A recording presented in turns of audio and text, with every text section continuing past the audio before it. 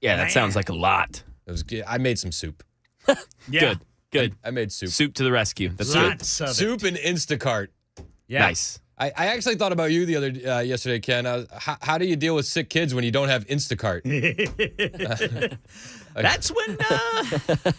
That's when you get real creative. I mean, Here's soup. It's got a bone in it. yeah. I ordered everything. I was like, I'm making a soup. Yeah. So, thank you for the day off. I appreciate it. I probably could have made it in and. You got to take care of your through. family, you man. got to be when- there. So That's it. When the wife says, "Hey, I need you today," you go 10-4. Yes, sir. That's the boss that's a pay grade above Dan. You know what I mean? yes, exactly, 100%. Yes, sir. I had to acquiesce to upper management. Thank you again to Pamela Furr for jumping in and filling in. And I heard her sing to you, Mac. I love that. It's your favorite. My favorite part of. Yeah, you never sing to me, Chris. Come on. Not on air. Not on air. I'll sing to you during the commercials. I promise. Okay, good. Yeah. I feel like you guys have a bond. I don't want to you get in can't the break middle that. of it. I don't want to steal the bit. You know what I mean? Leave that for her. But there's a lot to get to because I've prepped for 2 shows, and there's absolutely no way I'm going to get through everything. We can start with. Let's start with old what was it called? I keep call it the New Deal Summit. It's the Book Deal Summit, right? Is that what it's called? The Book Deal Summit with the New York Times. I literally have 3 pages of notes that I'm trying to find this on.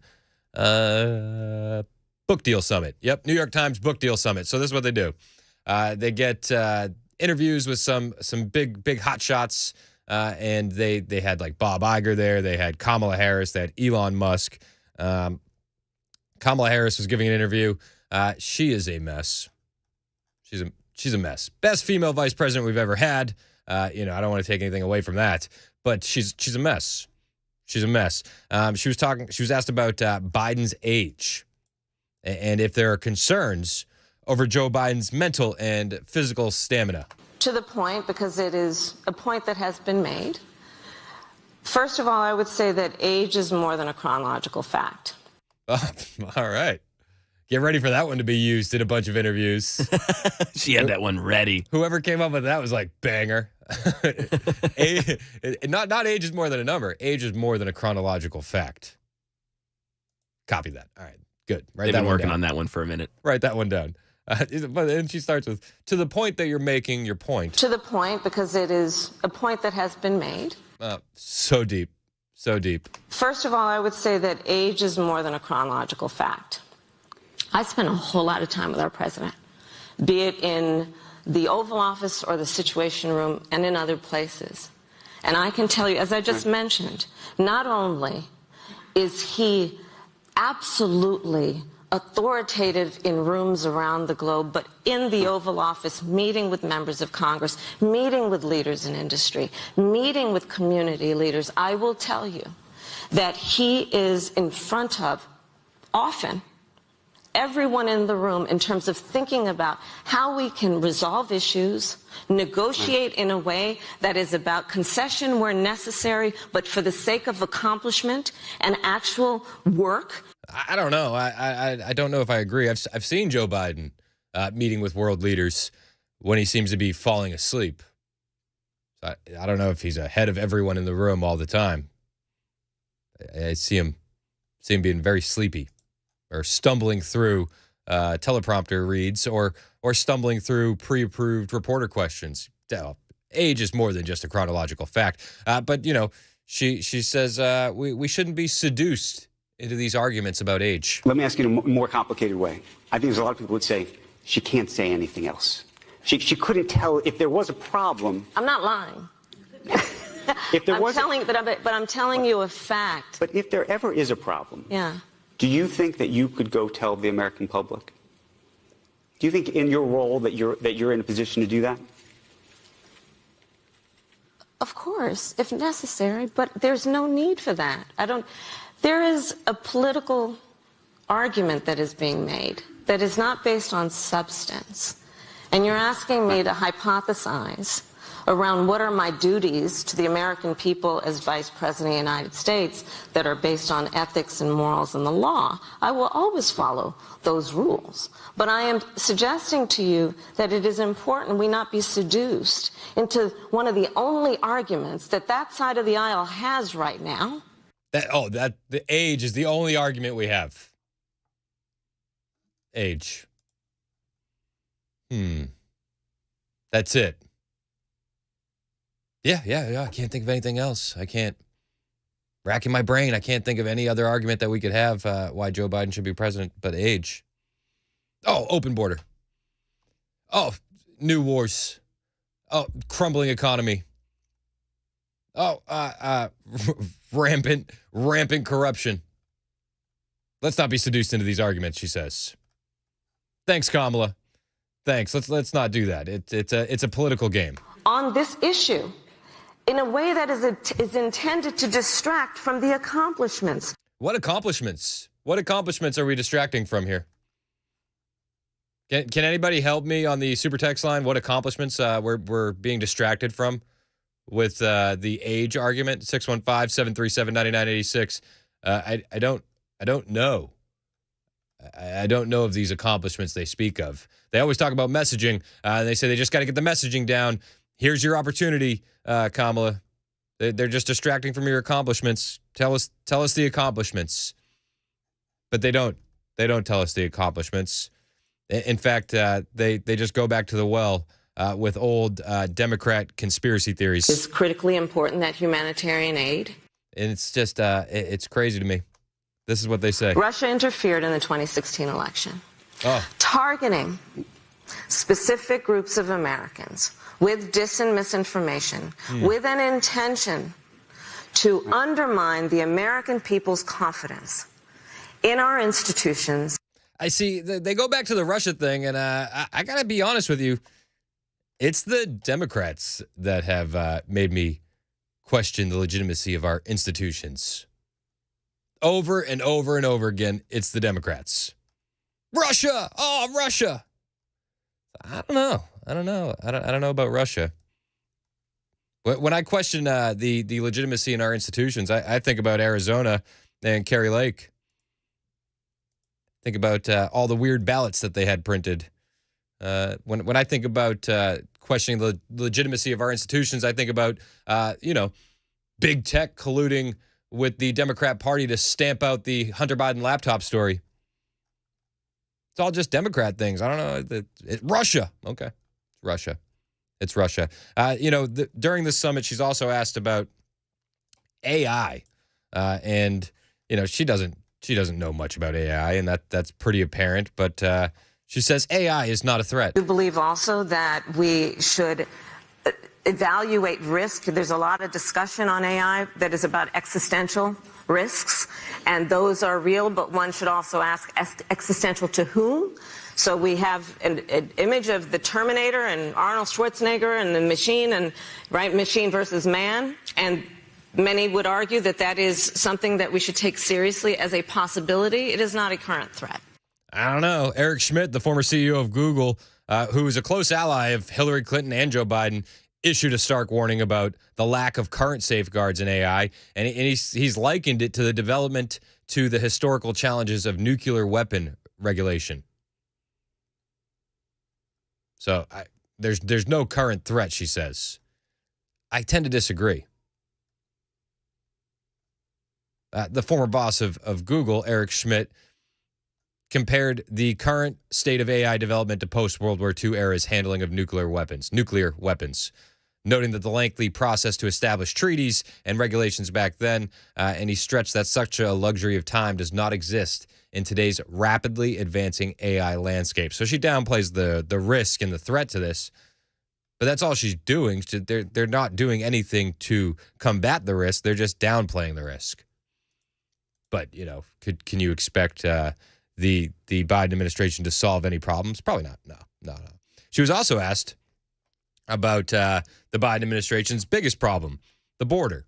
Earlier in the conversation, she says, "Oh, they're just hanging their hat on age because they don't have anything to actually criticize us on." I'm paraphrasing. But no, the border is a big thing to criticize them on. And she's asked about the border, and she's asked, is the Biden administration doing enough to help with the flood of illegal immigrants in cities across the country? And they're not. They're making the problems worse, but this is her answer. But the other question, do you think the federal government needs to be providing financial support to these municipalities that are having these issues? The second question first, yes, and we are. Now let's get to the first point. Well, the states and the mayor would say not enough, and not really. We are. So we can negotiate whether more is needed, and that is something that, in terms of this conversation, but more importantly, what is needed, and let's, we can reevaluate that. But we are providing resources, and to your point, this has become an issue for many cities around the country, red and blue. But let's take a step back, Andrew. First of all, I would say it's no surprise to anyone here that our immigration system is broken. It is, and one could talk about what happened over the previous 4 years before we came in terms of what may have been an intent to break our immigration system. Well, that's a stunning new argument from Kamala Harris, that the previous administration, the Donald Trump administration, had an intent to break the immigration system. So the question is, are you doing enough to help with the flood of illegal immigrants in cities across the country? And her quick answer is, well, the Trump administration had intent to break our immigration system. And one could talk about what happened over the previous 4 years before we came in terms of what may have been an intent to break our immigration system. But again, I don't think that's true. If you look at the numbers of border crossers, it's gone exponentially up since Joe Biden took office. Special interest aliens crossing our border illegally, gone up since Joe Biden took office. They stopped building the wall. They started selling the steel that was already put there to finish building the wall. They sold it, and it was the Trump administration had an intent to break the immigration system. Are everybody keeping score at home? You guys got that one down? Okay, good. But it needs to be repaired, and we are working on that in a way that we establish a safe and humane and orderly immigration system at the border. But ultimately, and the business leaders here know this, we need to facilitate legal and lawful immigration in the United States to the benefit of not only many issues, but our economy. And so we need more immigration to help the economy. I thought the economy was doing great under Bidenomics. We had the fourth cheapest Thanksgiving on record, according to the Biden administration. I thought the economy was banging right now. I thought it was just a question of messaging. No, we need more immigration to fix the economy. Okay. All right. I think I'm following. And the fact that there are political games being played with this, because in November of 24, some people have decided that may be the best weapon against an incumbent Democrat. Right. It's political games. It's political games. And some people have decided in November 24, this will be the best weapon against Joe Biden. Well, it's one of his biggest failures. The border is wide open. Fentanyl is pouring across the southern border. Human trafficking, drug trafficking, cartels operating. You have in Houston a whole subdevelopment is being sold to houses are being sold to illegal aliens. This is easily one of his biggest failures. And I say one of his biggest failures because we can make the argument that there are other much larger failures. And I'm one of them that immediately pops up into my mind is Afghanistan. But it's a political game. I want some of what Kamala's drinking. I would like some of the blue Kool-Aid. Is to talk about immigration when let's all remember, from a President Bush to John McCain to Lindsey Graham at some point, there was an agreement. I don't know. I don't really like any of those guys.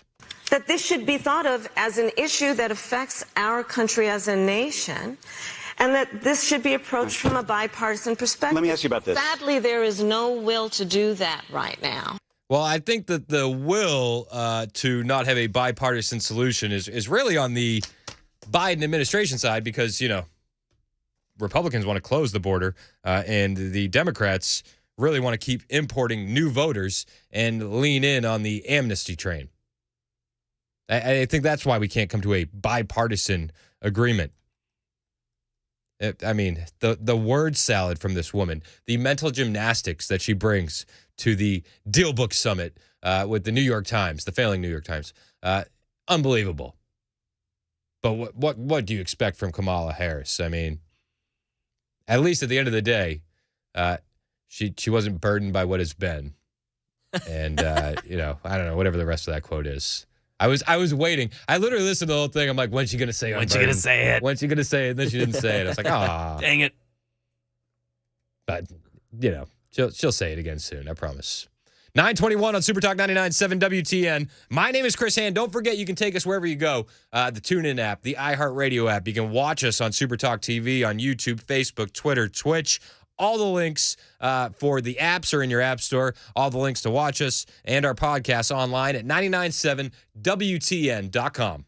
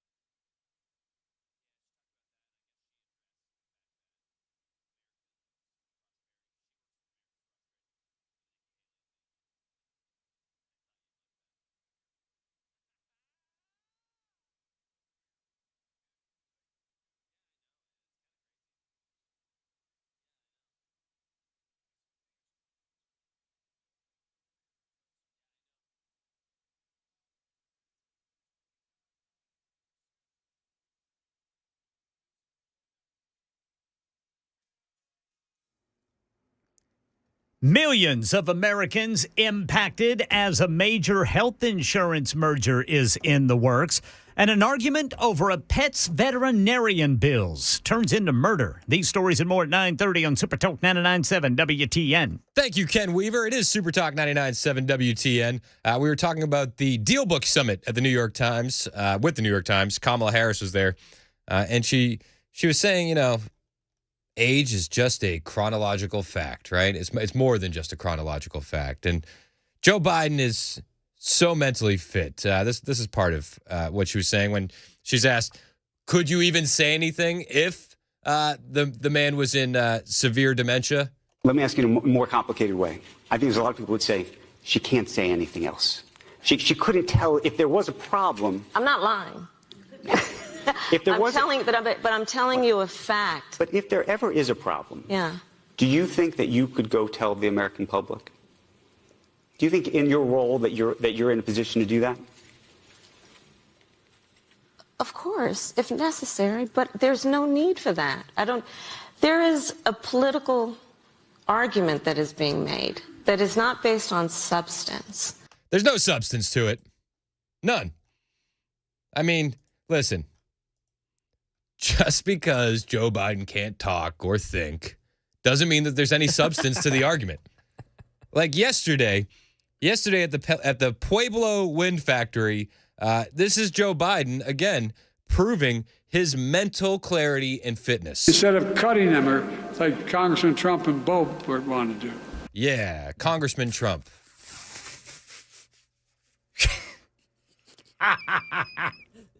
There's no substance to that. You know what I mean? Argument that is being made that is not based on substance. There's no substance. So I just wanted to clarify that she's probably right. There's just no substance to it. You know what I mean? He's smart guy. Mr. Wise Guy over here. I'm sorry. You know, and while he's touring the factory yesterday, he's, you know, being a little braggadocious, and he's talking with some of the factory workers, and he said this to them. Nick, buddy. Now look, my Marine carries that. It has a code to blow up the world. That doesn't. This is not nuclear weapons, is it? All right.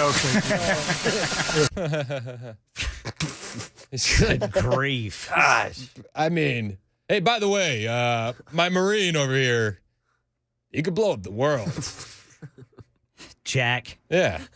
So when Kamala Harris says, you know, if anything was going on, I'd tell you. Believe her, okay? 9:30 on Super Talk 99.7 WTN. Ken Weaver with the news.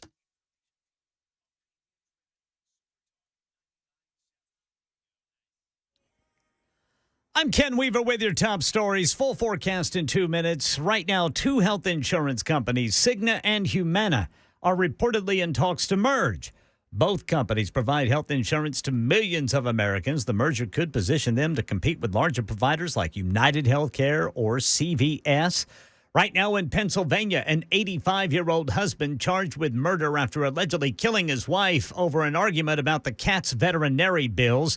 The family is devastated. Margaret Seltman's sister-in-law says Bart Seltman had been having memory issues. In the last 5 or 6 weeks, Margaret said that he was suffering from dementia. He wasn't remembering, like, things like if he went somewhere, he wasn't remembering where he was at and things. And Bart Seltman telling police officers his wife grabbed a knife and then he pushed her down and beat her with a candle holder. And in Money News, the Commerce Department reports consumer spending rose 0.2% last month, a decline from September's 0.7% surge. That's the latest news. Weather's next. I'm Ken Weaver, WTN News. Hey folks, Paul Winkler here. One of the things that we see from time to time, well, way too often, is this. Let's say that you go to a financial advisor and they say, hey, you need to set up an investment portfolio, and what we need to do is we need to have some of your money in stocks or mutual funds or ETFs or something like that, and we need to have something fixed or guaranteed in your investment portfolio that'll protect you against the market downturns. And quite often what they're talking about, they may not use this word, but often what they're talking about is putting your money into some sort of an annuity, like an indexed annuity or something like that, or a fixed annuity. And what they're doing is they're saying, hey, let's put your money in both of these, which sounds really good. And you should. And typically in an investment portfolio, you do want to have fixed investments and stocks as well in the portfolio to protect against inflation. But here's what happens when you manage a portfolio. Let me use a really, really simple example.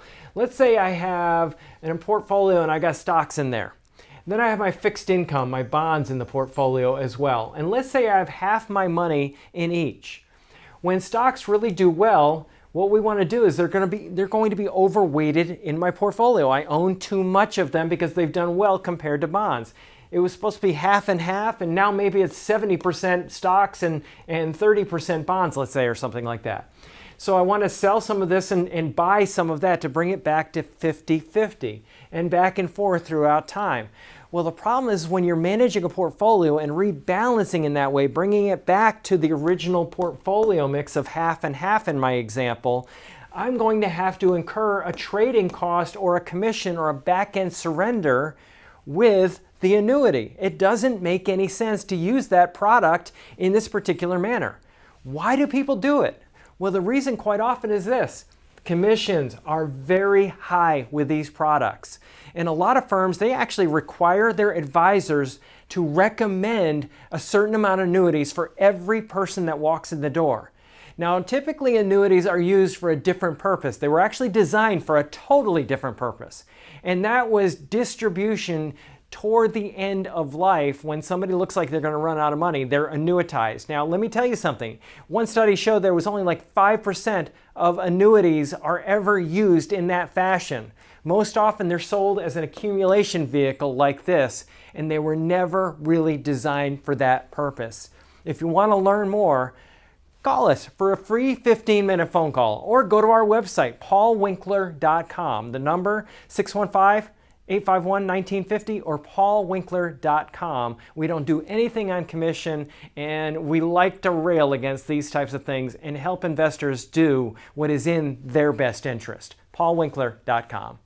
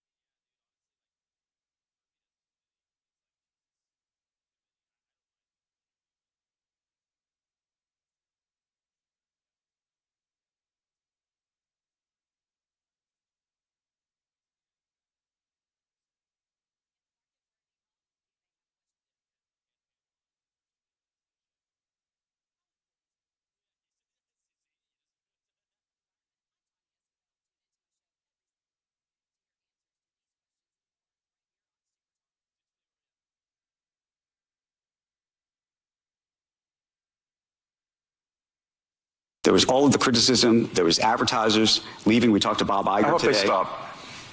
You hope? Don't advertise. You don't want them to advertise? No. What do you mean? If somebody's going to try to blackmail me with advertising, blackmail me with money, go f yourself. But Go f yourself. Is that clear? I hope it is. Hey, Bob, if you're in the audience. well, let me ask you then.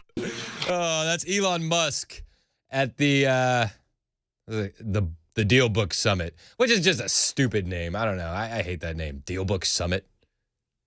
Yeah, they could have done better. What the hell's a deal book? I don't Deal know. book. Maybe it has some meaning. Either way, it's stupid. Elon Musk with the quote of the day from the Deal Book Summit: "Go F yourself if you want to blackmail me with money." To which I thought immediately, incredibly based. Incredibly based. Advertisers have been pulling out of X because of content concerns. And he says, go F yourself.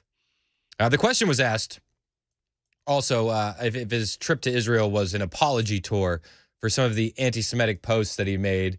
And this is the whole clip in context for you. There's a public perception that, and you're clarifying this now, but there's a public perception that that was part of a apology tour, if you will. That this had been said online. There was all of the criticism. There was advertisers leaving. We talked to Bob Iger I hope today. they stop. You hope? Don't advertise. You don't want them to advertise? No. What do you mean? If somebody's going to try to blackmail me with advertising, blackmail me with money, go f yourself. I love it. I love it when he said, you want the advertisers to stop? What do you mean? What do you mean? What do you mean? There's many gems from this interview with Elon. A lot of gems. Now, when they're talking about the, quote unquote apology tour of Israel, I do think he was trying to smooth some things over. I thought that visit was very weird, very odd too. I mentioned it to Mac off the air that one of the things that stuck out to me was a photo op with Elon and Netanyahu, and we can all agree that the terrorist attack was terrible and that war is terrible. All the things, right? That being said, there's a photo with Elon and Netanyahu as they're walking around in Israel, and they stop at a baby crib. And it just felt so PR driven to me. It felt like that was done in a there was a meeting. We have Elon coming in. Where do we want him to go? What do we want him to see? What can we do for photos? And they stop at a baby crib. It's Netanyahu and Elon. And there's unused ammunition on the mattress of the baby crib in the photo. So not only did they pull the baby crib out for the photo op, but then they also put unused ammunition on the baby crib for emphasis. Now, I get the need for photos. I get that a picture tells a thousand words, right? Has 1,000 words, whatever the saying is. But it just felt very PR driven. I don't know. That whole visit felt off to me. It did sort of feel like an apology tour. Full disclosure to me, it did feel like he was trying to smooth things over, and maybe that's the right move for them at this point, as they are losing advertisers left and right. You heard the host say, Disney, Bob Iger, they pulled out. Bob Iger was in the audience when Elon said this. If somebody's going to try to blackmail me with advertising, blackmail me with money, go f yourself.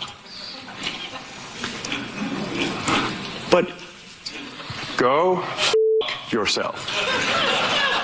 Is that clear? I hope it is. Hey, Bob, if you're in the audience. well, let me ask you then. He's saying hi, Bob, to Disney's Bob Iger, who was in the audience. Now he says he's asked then, well, if you're telling advertisers to go F themselves, Elon, how does this work economics wise? How do you think then about the economics of X? If part of the underlying model, at least today, and maybe it needs to shift, maybe the answer is it needs to shift away from advertising. If you believe that this is the one part of your business where you will be beholden to those who have this view, what do you do? F-Y. He said G-F-Y.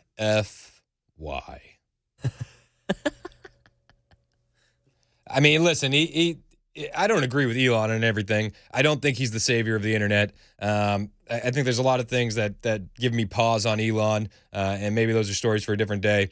But he definitely does have FU money. And by his response here, he is using his FU money to his advantage, telling advertisers GFY. I understand that, but there's a reality too, right? Yes. No. I mean, Linda Yaccarino's right here, and she's got to sell advertising. Absolutely. So, totally. So, no. Actually, what this advertising boycott is going to do? It's going to kill the company. And do you think that and the whole world will know that those advertisers killed the company, and we will document it in great detail. Yeah, and everybody will probably blame the advertisers. I don't know if it will kill the company entirely. In fact, I don't know about you. You do the Twitter thing, right?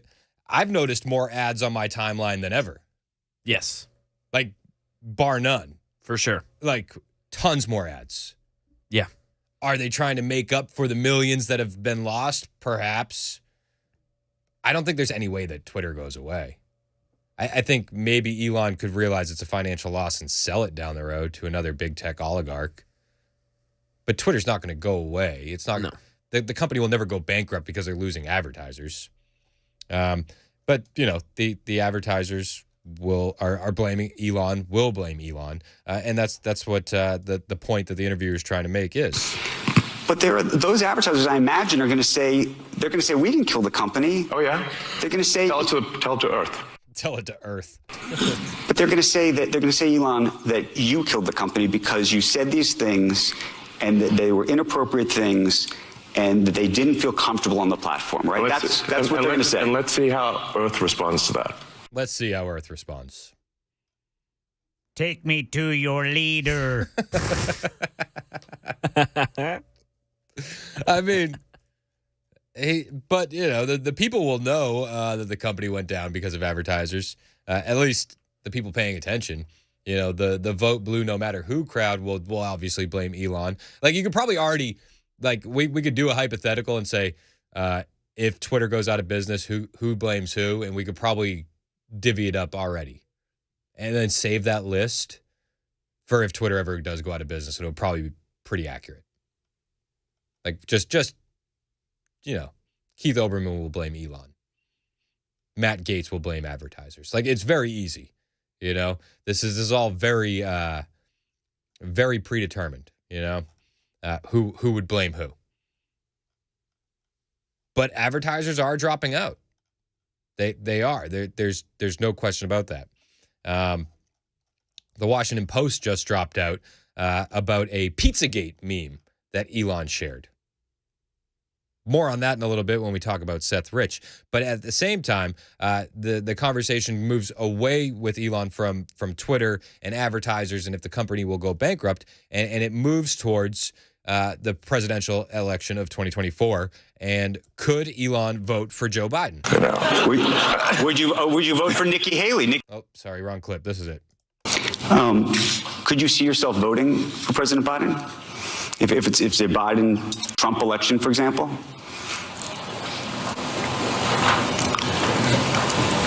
I think I would not vote for Biden. You'd vote for Trump? I'm not saying I'd vote for Trump, but I mean, this is definitely a difficult choice, yeah. Yeah, and you know what? I think the difficult choice is, do you openly say that you would vote for Trump, or do you keep that quiet? It's very easy today to say, I would not vote for Joe Biden. The economy's in shambles. The border's wide open. We have new wars. We're on the brink of World War III. We can go down the list. Very, very easy to say you wouldn't vote for Joe Biden. You're losing advertisers left and right. Very hard to say that you would vote for Donald Trump and really put that target back on your back. But then they move the conversation, well, what about Nikki Haley? Everybody loves Nikki Haley. Would you vote for Nikki Haley? Nikki Haley, by the way, wants all social media names to be exposed, as you know. No, I think that's outrageous. Yeah, no, I'm not going to vote for some pro-censorship candidate. I love that. I'm not going to vote for some pro-censorship candidate. And I think a lot of people feel the same way about Nikki Haley. In fact, what happened? She got the Koch brothers endorsement. Why? Oh, hey guys, I got a great idea. Let's endorse the number 3. Oh, all right. It's your money. Go ahead and use it however you want. But it doesn't seem like there's any other candidate at this point besides Donald Trump. A lot of time left before the election. But seriously, could you see yourself voting for Nikki Haley? No, I could not, sir. Goofy. No. Dick Cheney in heels? No. So funny. Oh, could you vote for Nikki? But he does talk about free speech, and he starts talking about the Constitution. And then he gets into the lane of why the amendments are important. You have to consider that there is a lot of wisdom in these amendments, I mean, the Constitution. And a lot of things that we take for granted here in the United States that don't even exist in Canada. There's no constitutional right to freedom of speech in Canada. So, it's not, and there's no Miranda rights in Canada. People think you have the right to remain silent. You don't actually in Canada. So, I'm half Canadian. I can say these things, I suppose.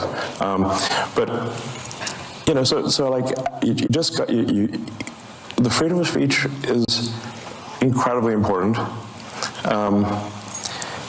Even when people say, and like I said, it's actually especially important. In fact, it is only relevant when people you don't like can say things you don't like. I totally agree with that. Free speech is for everybody. It's not just for speech you like. It's for speech that you disagree with. And furthermore, if you lose the right to free speech, well, those people aren't going to lose their opinions. They're just going to hide them.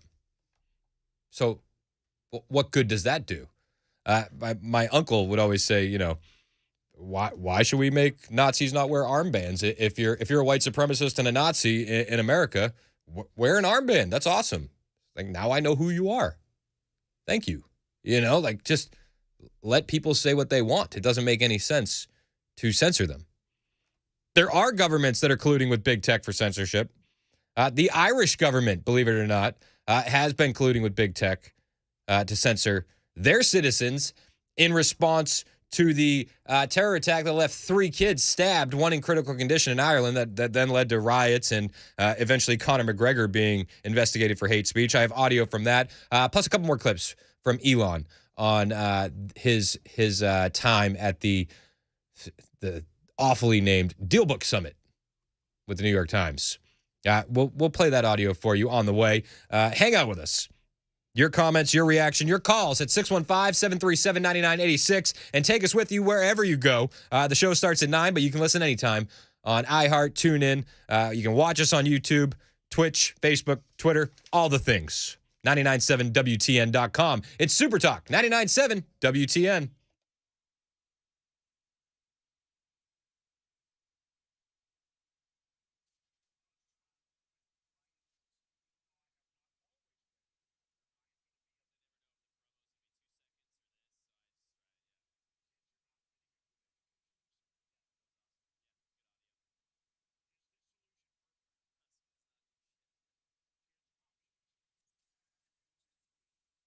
Hey, it's Chris Hand for Paul Winkler, Inc. Me and my wife are so happy to be clients of Paul Winkler. When we started talking to Paul, we didn't have a financial plan for the future, but that has all changed. And when you have 4 kids and a wonderful wife and aspirations to live a very long life, financial future and security is very important. It's a high priority. I want to be able to take my grandkids on vacation one day. So how do I get to a place of financial independence? Well, step 1 is linking up with Paul and Paul Winkler, Inc. Now, Paul and his team hold themselves to a higher level of fiduciary standard than is required. And because of that, I tell you that I'm paid every time this commercial airs, and that's the truth. And it's one of the reasons why I love Paul. Let's be honest. Let's be transparent. But one of the other reasons I love Paul Winkler and his team, why I decided to become a client, nothing his staff does is done on commission. So I know when they're trying to help me make decisions for my family, the decisions are for my family. And there's no motive for them or incentive for them to sell me a product because they're making a good commission on it. Because nothing Paul Winkler's team does is done on commission.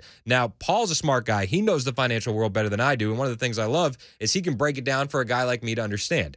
And the education they provide is a key element of what they do at Paul Winkler Inc. And the education they bring to the table is backed by Nobel Prize winning research. If you haven't done it yet, you should check Paul and his team out. Every office is run by a degree planner with over 20 years of experience, and that experience is the difference. You can feel that experience when you talk to them, so do what I did. Talk to one of his team members today. Set up a complimentary 15-minute phone call right now on his website, paulwinkler.com. That's paulwinkler.com, or call 615-851-1950.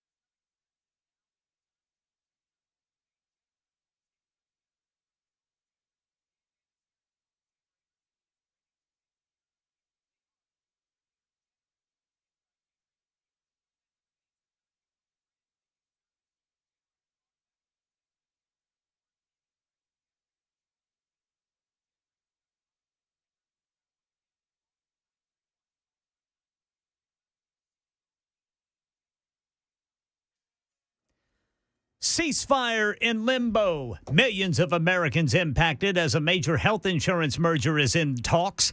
New data tells us what the recent UAW strike is going to do to car buyers' pocketbooks. And a new survey shows most Americans don't notice inflation cooling off. These stories and more at 10 on Super Talk 99.7 WTN. Thank you, Ken Weaver. All right, I do want to keep talking about Elon Musk at the DealBook Summit with the New York Times and his comments. But since I only have a minute, real quick, I know Pamela First spent a lot of time yesterday talking about Governor Lee's new plan for vouchers to get kids out of public school and into private school. And if you ever want to give yourself a good argument for why that's a great idea, this is our education secretary, Miguel Cardona. We're going to set up follow-up calls with every governor we met with to make sure we're available.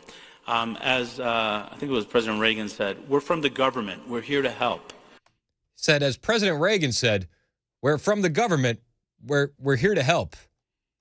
Interesting. I seem to remember the quote this way. I think you all know that I've always felt the 9 most terrifying words in the English language are, I'm from the government and I'm here to help. Get your kids out of public school. It's 10 o'clock on Super Talk 99.7 WTN.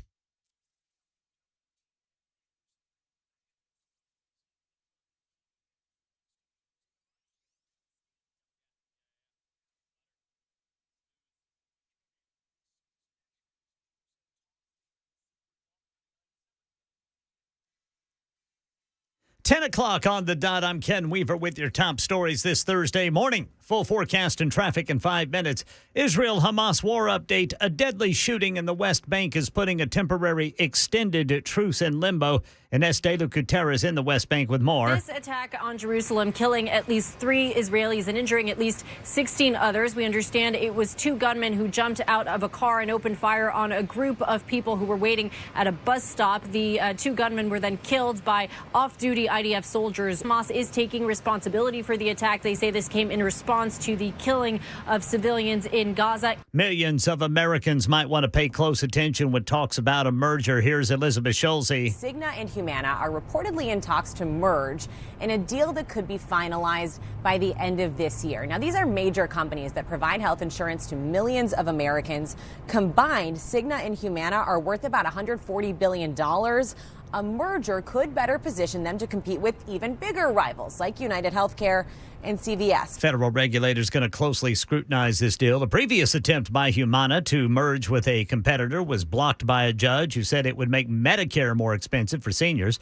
And we're getting some new data about how this fall's UAW auto worker strike is going to affect car buyers' pocketbooks. Ford says the strike cut into profits by $1.7 billion and that the new 4.5-year auto workers contract will cost just under $9 billion. That means new Ford vehicles will cost on average about $900 more in 2028, according to the company. Earlier this week, General Motors released some similar data, saying they expect to add about $575 in cost per new vehicle. Mike Dubusky has that story there for you.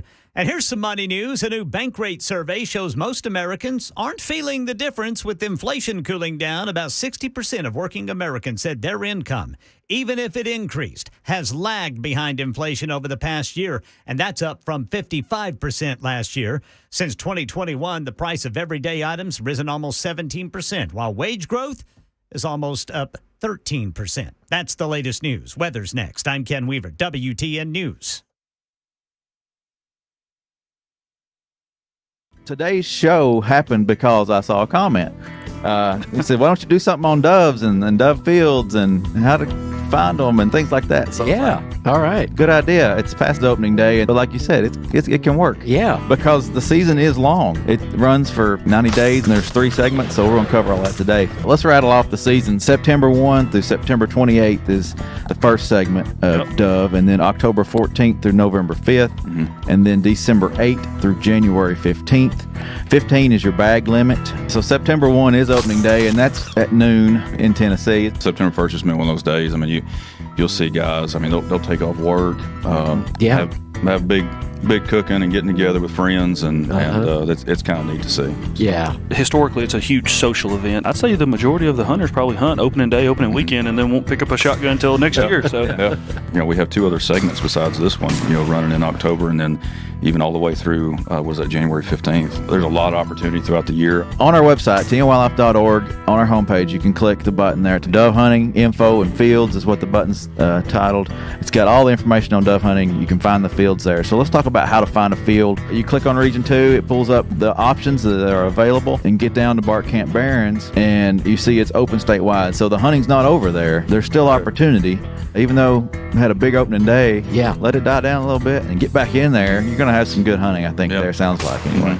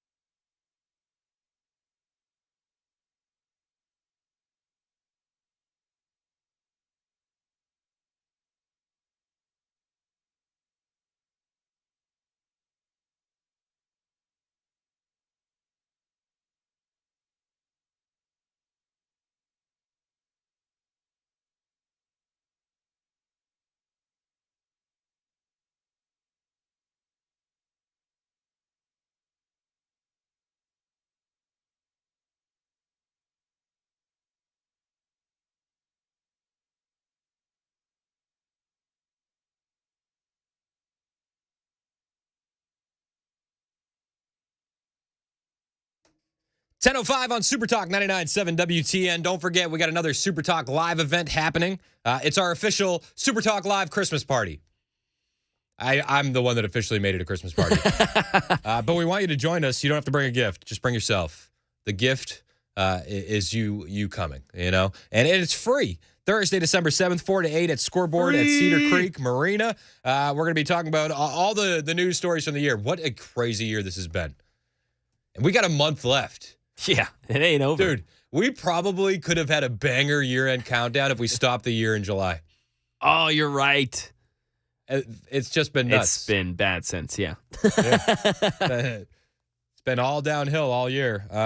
So join us. We'll turn that thing around for our Super Talk Live Christmas party. Scoreboard, Cedar Creek, December 7th, Thursday, December 7th, 4 to 8. Dan's going to be there, myself, Matt Murphy, Brian Wilson doing a show there live. Details at 997WTN.com. So we were talking about Elon Musk at the DealBook Summit with the New York Times, and he's going off. You may have heard the viral clip, how he responds to the advertisers that are dropping from his platform. 2785 texted in and said, "I hate all social media."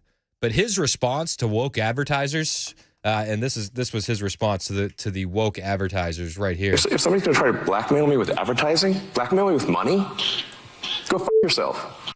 His response to woke advertisers makes me want to go pay for Twitter. LOL. I do pay for Twitter Blue, full disclosure. It's helpful when I'm doing show prep. It's helpful to see like what trending topics are doing.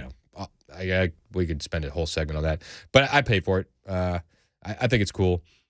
I like Elon's response to woke advertisers. Go f*** yourself. I like it. I'm a fan of it. But do you know what I really like? It isn't his response to woke advertisers. It's his response to woke governments. In particular, the Irish government has been colluding with big tech to censor a lot of people's speech when it comes to the protests that have been happening in Ireland after those children were stabbed by an immigrant who was slated for deportation. The big tech companies were colluding with the Irish government to censor those posts. And I mean, I could tell you, but I'll let this Irish lady tell you. I spoke to a detective in Pearse Street on Saturday who was actively engaged with the social media companies throughout Thursday, who was actively engaged with TikTok, actively engaged with Meta, so Instagram and Facebook, who was actively engaged with Twitter or X. She said very clearly that social media companies, in particular TikTok and Meta, they were responding, they were engaging with Gardaí, and they were taking down these vile posts as they came up. X were not. Based.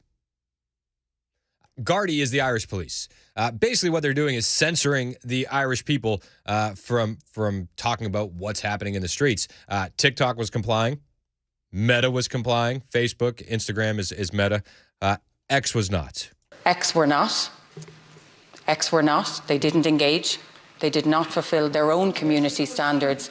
And that is why we are moving to a situation where these companies do not get to self-monitor. That's why Commission Amman has been established, to make sure that these companies are held responsible, because while some were responsible, others were not. So let me reassure you, Gardaí were seized of this. They were engaging. They were engaging directly with the social media companies. They were engaging directly with social media companies, and we know that our government does that too, and we know that before Elon took over Twitter, they were doing it on Twitter as well.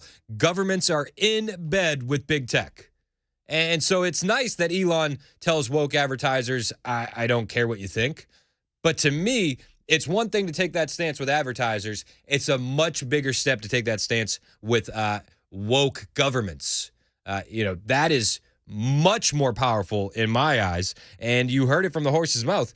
X was not complying with the Irish government on taking down these posts. And heck, in the UK, in Northern Ireland now, they've made the term Irish Lives Matter as a hate speech. It violates hate speech laws now. Don't you dare say Irish Lives Matter. So I think Elon's response to the woke advertisers was great. Go yourself. But I think his lack of action when governments are trying to censor their own citizens is even bigger.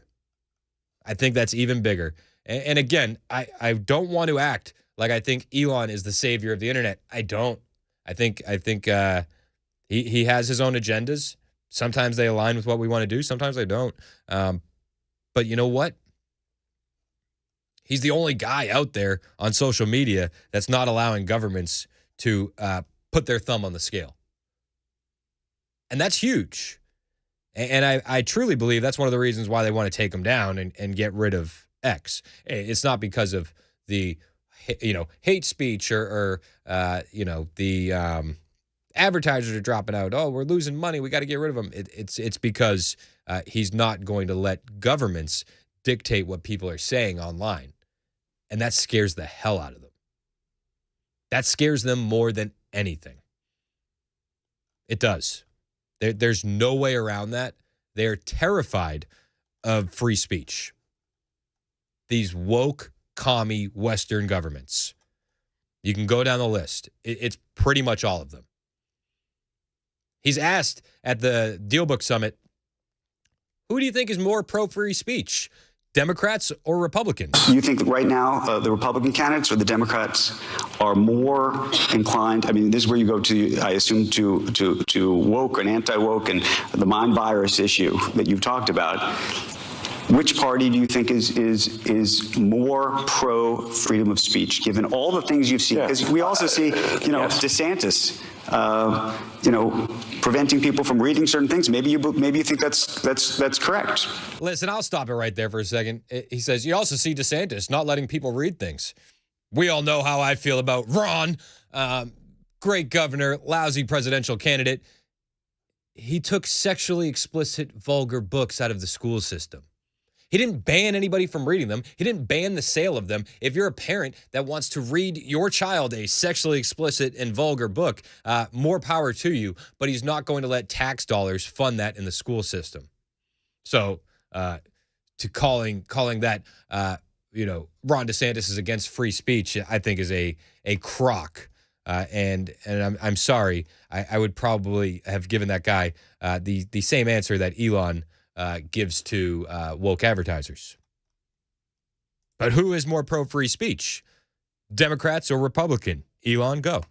No.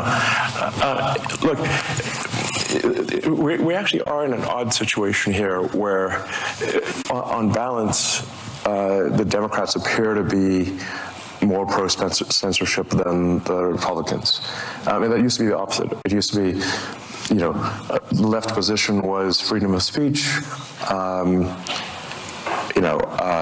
believe at one point, the ACLU even defended the right of someone to claim that they were Nazi or something like that, you know? So, like, there really were, like, the left was, freedom of speech is fundamental. I mean, my perception, perhaps it isn't accurate, is that the pro-censorship is more on the left than the right. We certainly get more complaints from the left than the right, let me put it that way.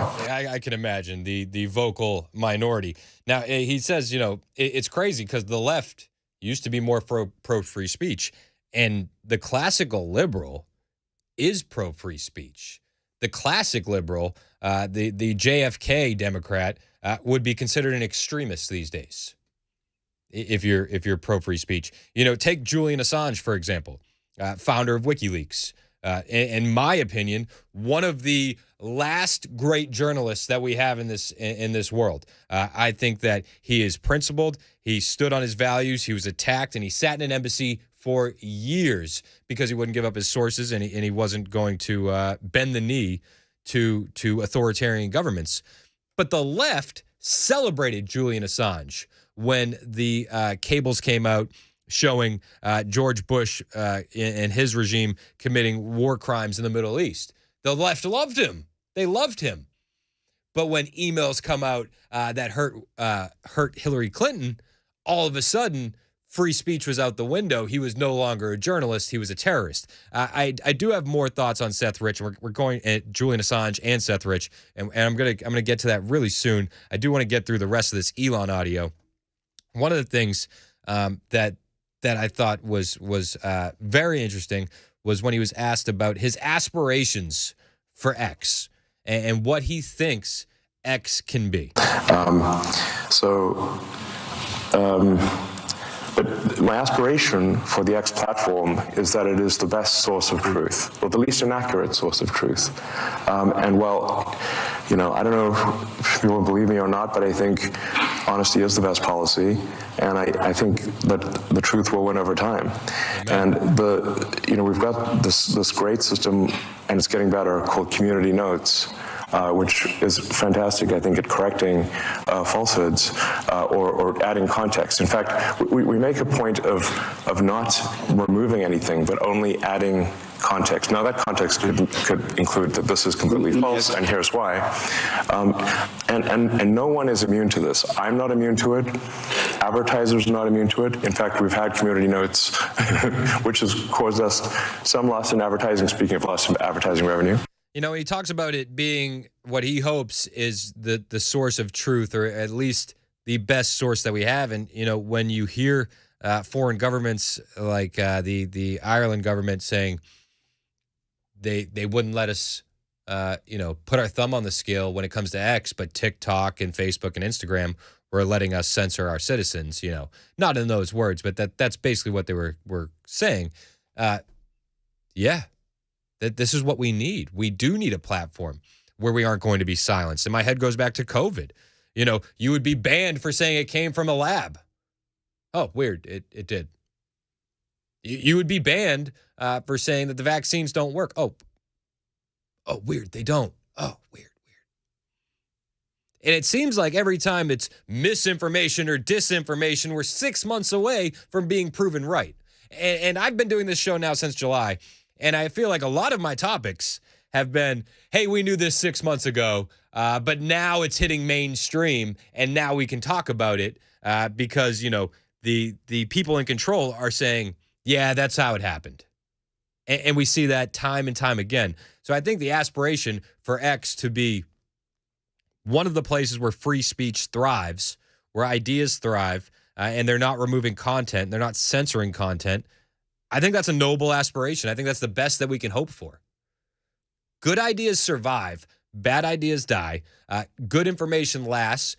Falsehoods disappear. This is how things work. And you have to let people have the conversation. And I don't know about you, but for me, during COVID and during the lockdowns and the authoritarianism and the tyranny and the mandates, every single time that I saw a post censored or a post saying, warning, this might not be true, I began to start thinking, well, maybe it's true. Maybe in 6 months, this is going to be proven as fact. And I think you find yourself in a much more dangerous realm when you're censoring and silencing everything than when you just let it breathe. Because the fact was, you could, if somebody posted the grass was blue and it got censored, I'd be like, well, darn it, I got to go check the grass because big tech is censoring that. Maybe the grass is blue. Extreme example, obviously, but you get where I'm at. If it's censored and silenced, my head would go to why? Why are you censoring and silencing this? Maybe because it's true. So I think the censorship actually does the opposite.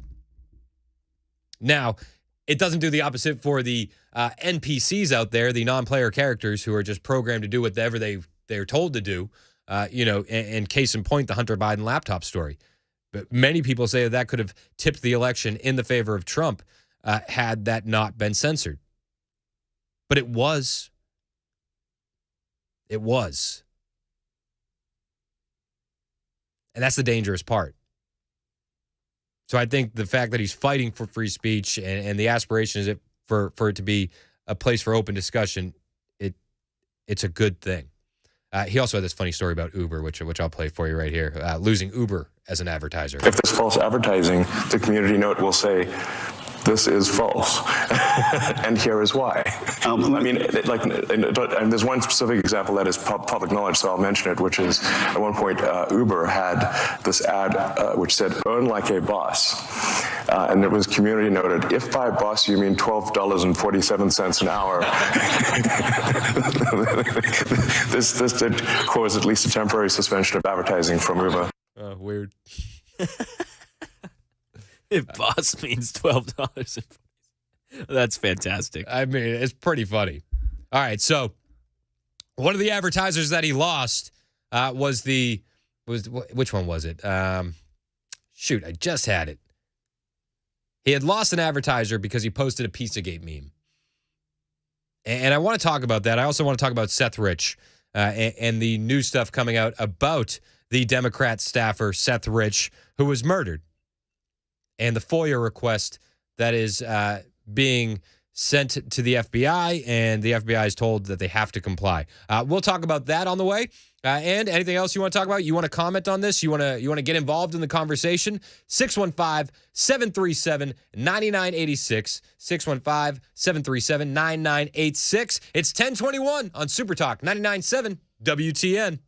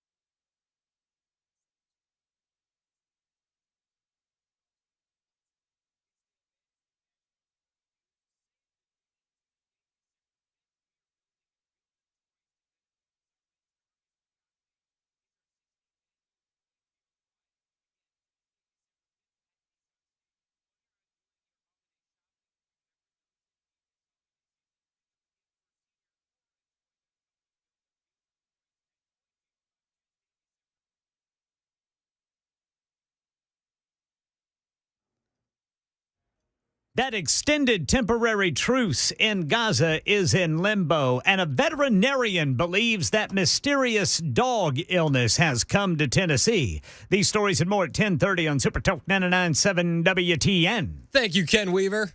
Lots of mysterious illnesses floating around. Weird. Yeah. Keep your puppers safe. Social distance the puppers at the dog park. Yeah. That's the best advice I can give you. Put a mask over their muzzle. That's it. Nice. All right. I do want to talk about the Julian Assange, Seth Rich, Elon Musk stuff. All right. So let's start with where should we start? Jeez, there's so much to get into here. Elon Musk had advertisers pulling out because he shared a tweet, and the tweet had to do with Pizzagate. If you're unfamiliar, in 2016, when emails were leaked, a theory began on the internet that the elite of the world were complicit in trafficking children, and they were all pedophiles and they were all evil, and it caught fire. A lot of people gravitated towards this conspiracy theory.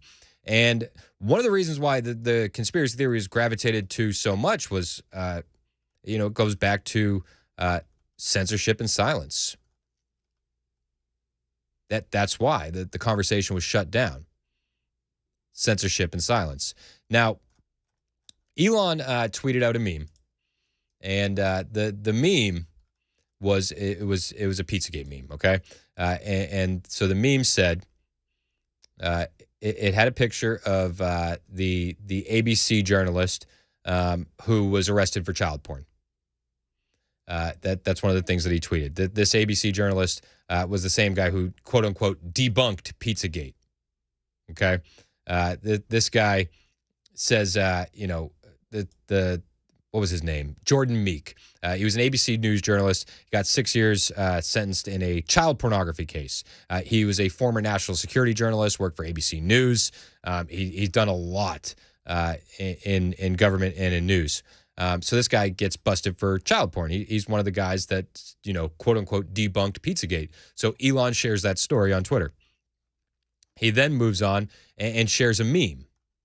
The meme he shares is one of the Office memes where it's, Pam and Michael and sitting there talking. And he says, it shows Michael, it says, Pizzagate's real. And then Pam's picture says, no, it isn't. We have experts. And Michael says, well, they traffic children. And then Pam says, but we have experts. And it's Michael going, well, your expert just went to jail for child porn. So Elon tweeted that out, and then he deleted the tweet. He deleted it. People were in an uproar that he would even think about doing something like that. Keith Olbermann went absolutely bananas. He had a breakdown. He said, after Musk's endorsement of the QAnon Pizzagate conspiracy, which I'll also point out, the Pizzagate conspiracy came before the QAnon conspiracy, if you're keeping score at home. They were separate and they were tied together. So Keith Olbermann tweets out, after Musk's endorsement of the QAnon Pizzagate conspiracy, I won't be posting here anymore. There are a couple of pre-scheduled promos for the podcast the last run's 10 p.m. I'm on other socials, and he said, I'm quitting.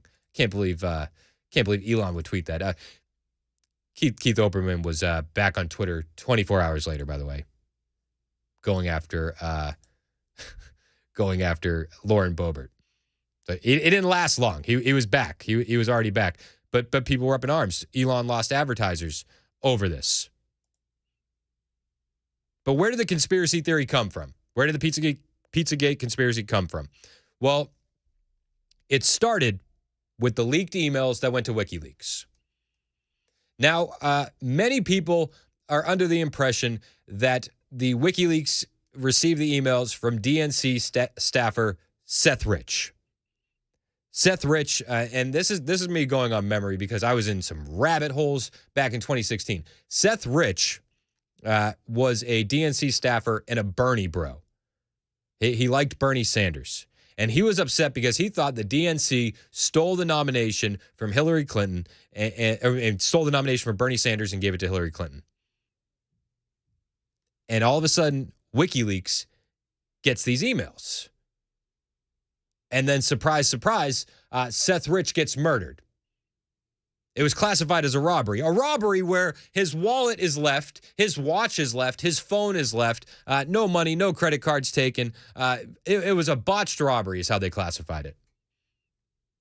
A botched robbery where you don't take anything. That's a botched job.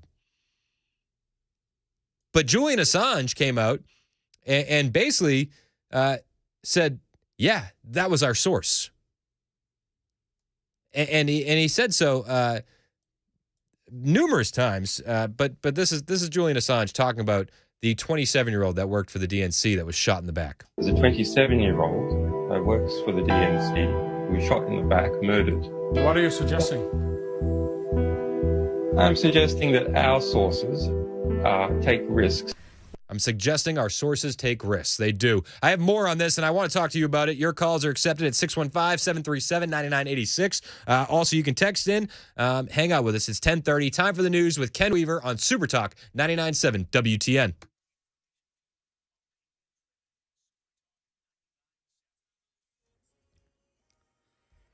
I'm Ken Weaver with your top stories. Full forecast coming up in 2 minutes, and a temporary extended truce between Israel and Hamas is in limbo after a deadly shooting this morning in Jerusalem. 2 Palestinian men from Jerusalem that Israel says were affiliated with Hamas begin firing. In a video circulating online, you can hear the dozens of rounds fired. People at the bus stop fleeing for safety. Within seconds, off-duty soldiers returning fire, killing the assailants.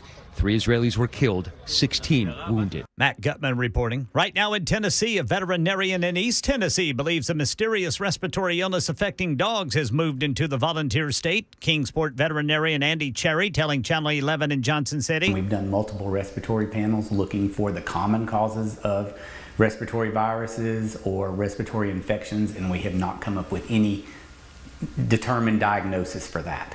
So what we can basically test for, we're not coming up with a positive for. Yeah, Cherry says the illness has been prominent in dogs coming to his place from boarding facilities, pet daycares, dog parks. That's the latest news. Weather's next. I'm Ken Weaver, WTN News.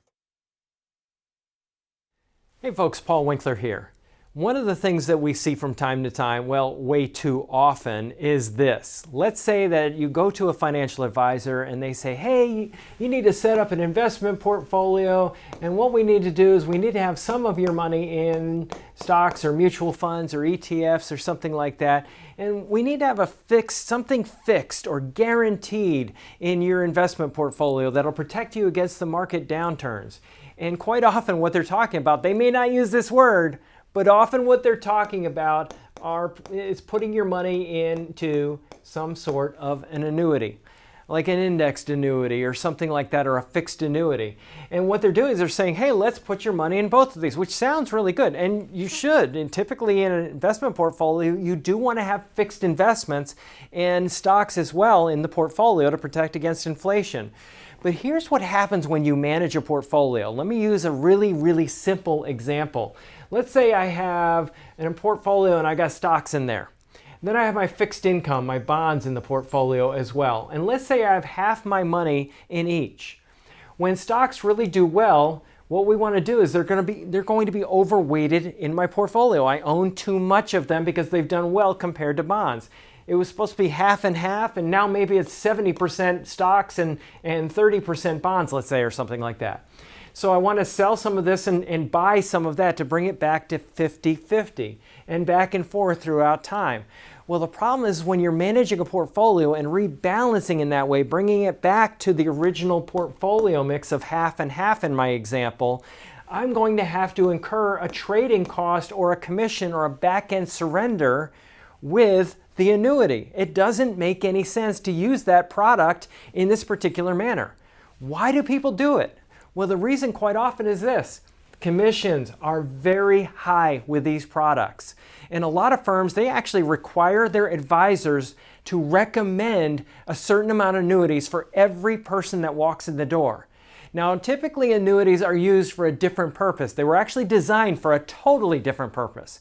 And that was distribution toward the end of life, when somebody looks like they're going to run out of money, they're annuitized. Now, let me tell you something. One study showed there was only like 5% of annuities are ever used in that fashion. Most often they're sold as an accumulation vehicle like this, and they were never really designed for that purpose. If you want to learn more, call us for a free 15-minute phone call or go to our website, paulwinkler.com. The number 615-851-1950 or paulwinkler.com. We don't do anything on commission, and we like to rail against these types of things and help investors do what is in their best interest. paulwinkler.com.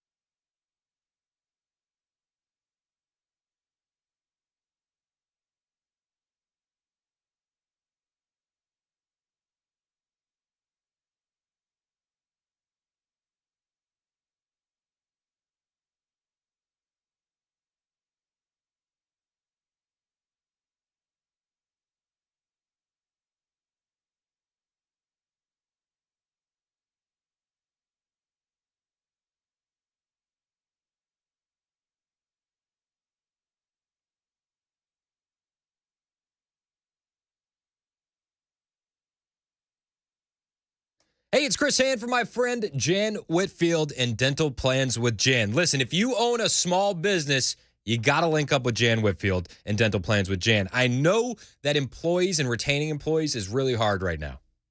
It just is. Employee turnover is basically at an all-time high. And it could be hard to keep your employees happy, keep them from looking for greener pastures. So what can you do to give yourself a competitive advantage to keep your employees and retain them?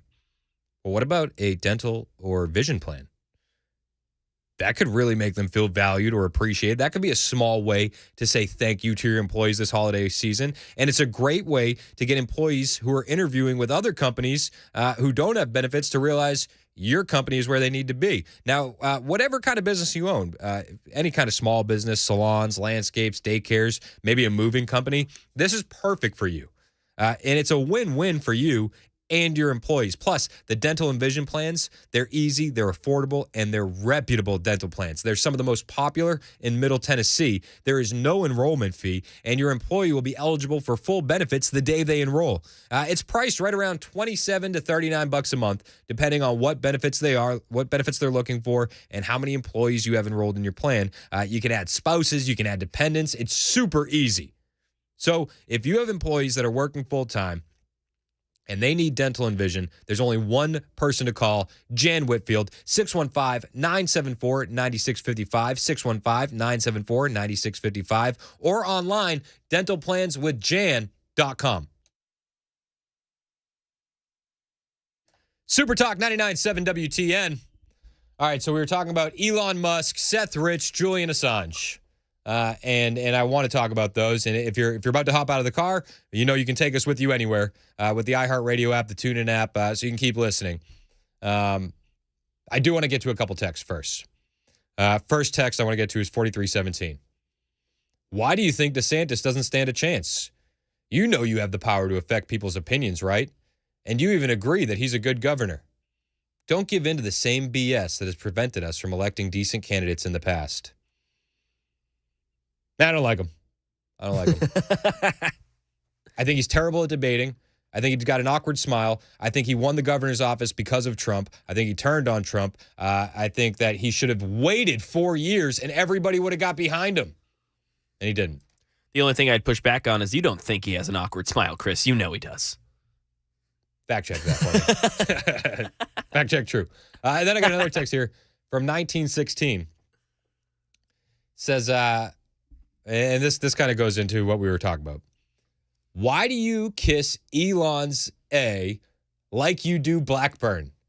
He seems to be just another dumb A with money. Blackburn? Well, did I kiss Elon's A? Did I kiss his butt? No. Did I not come on the air and say, I don't believe he's the savior of the internet? Yeah. I don't think that we align on everything. Yeah. But we align on some things. You actually had a segment just a couple of weeks ago talking about exactly that, specifically how the hype on Elon may need to slow down a bit. Yeah. Right here on this program. Weird.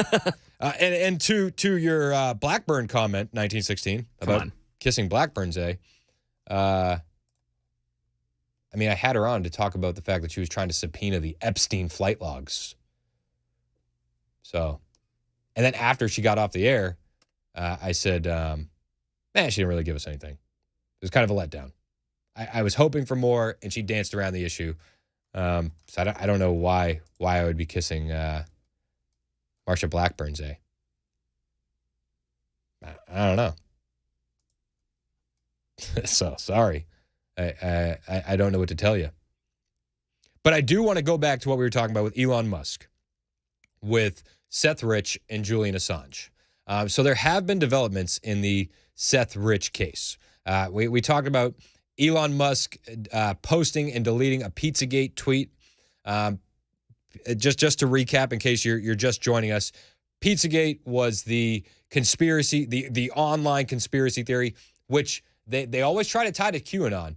But this conspiracy theory started in 2015, 2016, when WikiLeaks received emails allegedly from Seth Rich.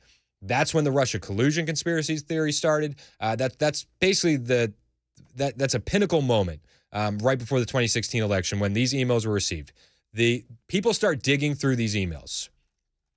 Elon posted the Pizzagate meme. He deleted it. People, how could you post a conspiracy theory? For me, I don't think Pizzagate is the most far-fetched conspiracy theory out there. Like, are there elements of it where you go, it's kind of tinfoil, it's kind of cringe? Yes.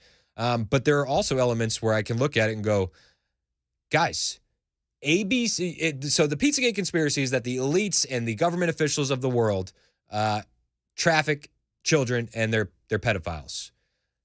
Okay. Take that aside. What do we know about Epstein Island? That royalty from the British government, elite politicians and celebrities from America would go to an island where they had trafficked children there, and they would engage in unlawful acts with trafficked children. So what's the disconnect? Why is Pizzagate an unbelievable conspiracy theory, but we all acknowledge that Epstein Island happened? Furthermore, ABC News had the story on the prince from England, Prince Andrew, and Epstein for years, and it was buried. They weren't allowed to air it. Elites of the world conspiring, right? And then you see people time after time after time getting busted in these weird scenarios where they're all of a sudden they were speaking out against child porn and then they're busted for child porn, like the former ABC journalist, what was his name? James Gordon Meek, ABC News journalist, had sadistic child porn. Sadistic. Time and time again we see this. What about the call boy scandal of the White House in the 80s? There's all sorts of stories where we can point to and say, okay, why would Pizzagate be a far-fetched conspiracy theory? It's weird. Now, the Pizzagate theory started, and people started going down rabbit holes because WikiLeaks obtained some emails. And a lot of people believe that they obtained the emails from Seth Rich, who was a young DNC staffer who was a Bernie bro. He liked Bernie Sanders. He believed that the DNC colluded against Bernie Sanders to get the nomination to Hillary Clinton. That was the thought process. He was murdered. They called it a botched robbery attempt. Wallet was left, phone was left, watch was left. Very botched robbery attempt. But in the emails that WikiLeaks obtained are certain emails that have never been explained. Like an email from Podesta. And this is probably one of the cornerstone examples of emails that were at the center of the Pizzagate conspiracy that never got answered. Now this is from September 2nd, 2014. Podesta receives an email from a friend or a colleague, and in the email it reads, "The realtor found a handkerchief. I think it has a map that seems pizza related. Is it yours? They can send it if you want. I know you're busy, so feel free to not respond if it's not yours or you don't want it." Podesta replies to that email, "It's mine, but not worth worrying about." The realtor found a handkerchief. I think it has a map that seems pizza related. Now, for years on the internet, one of the codes that people have said for child porn would be cheese pizza. So this was one of those emails that never got there was never any answers for this email. There was never any explanation for this email. But this was one of the ones, you crazy conspiracy theorists. Well, what does this mean? A pizza-related handkerchief? I mean, in a nutshell, there's absolutely no way that they're speaking literally. If you tried to argue that a realtor did find a handkerchief that had a map drawn on it that was related to pizza somehow and thought this was important enough to alert Podesta's friend to, and that the friend in turn thought the pizza-mapped handkerchief sounded a lot like Podesta, so contacted him to confirm and see if he wanted that handkerchief back, you'd sound crazy, right? But there's a bunch of other examples of nonsensical references to food in these emails. I'm not going to go into because aside from anything else, I'm not exactly an expert on the Pizzagate conspiracy theories, but just sticking with that one example, why couldn't rational adults concede these three things with that email? Podesta's inner circle sometimes obviously uses coded language. There's no compelling evidence that said the coded language is about child porn. You could say it might be, but there's no evidence showing that. But people using coded language is usually a pretty good indicator that something is going on, that there's something amiss. And it frustrates me that the mainstream media, the intelligence agencies, everything seems to think that just because the tinfoil hat version of the Pizzagate conspiracy is the one that went wide, that they're allowed to just throw the baby out with the bathwater, and we have to ignore every aspect of it. At bare minimum, that handkerchief exchange deserves an explanation. But I don't think one single established news network or journalist has ever asked Podesta about it. The other thing is, while there's no compelling evidence that child pornography is what's being discussed in those emails, it's not the most harebrained theory. We can go down the list.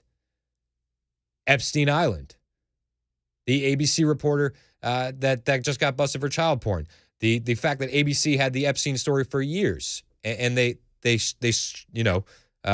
buried it. There's so many things that need to be explained in that were just, it's a conspiracy theory. Don't worry about it. And then that transformed into, it was Russia that leaked the emails to WikiLeaks.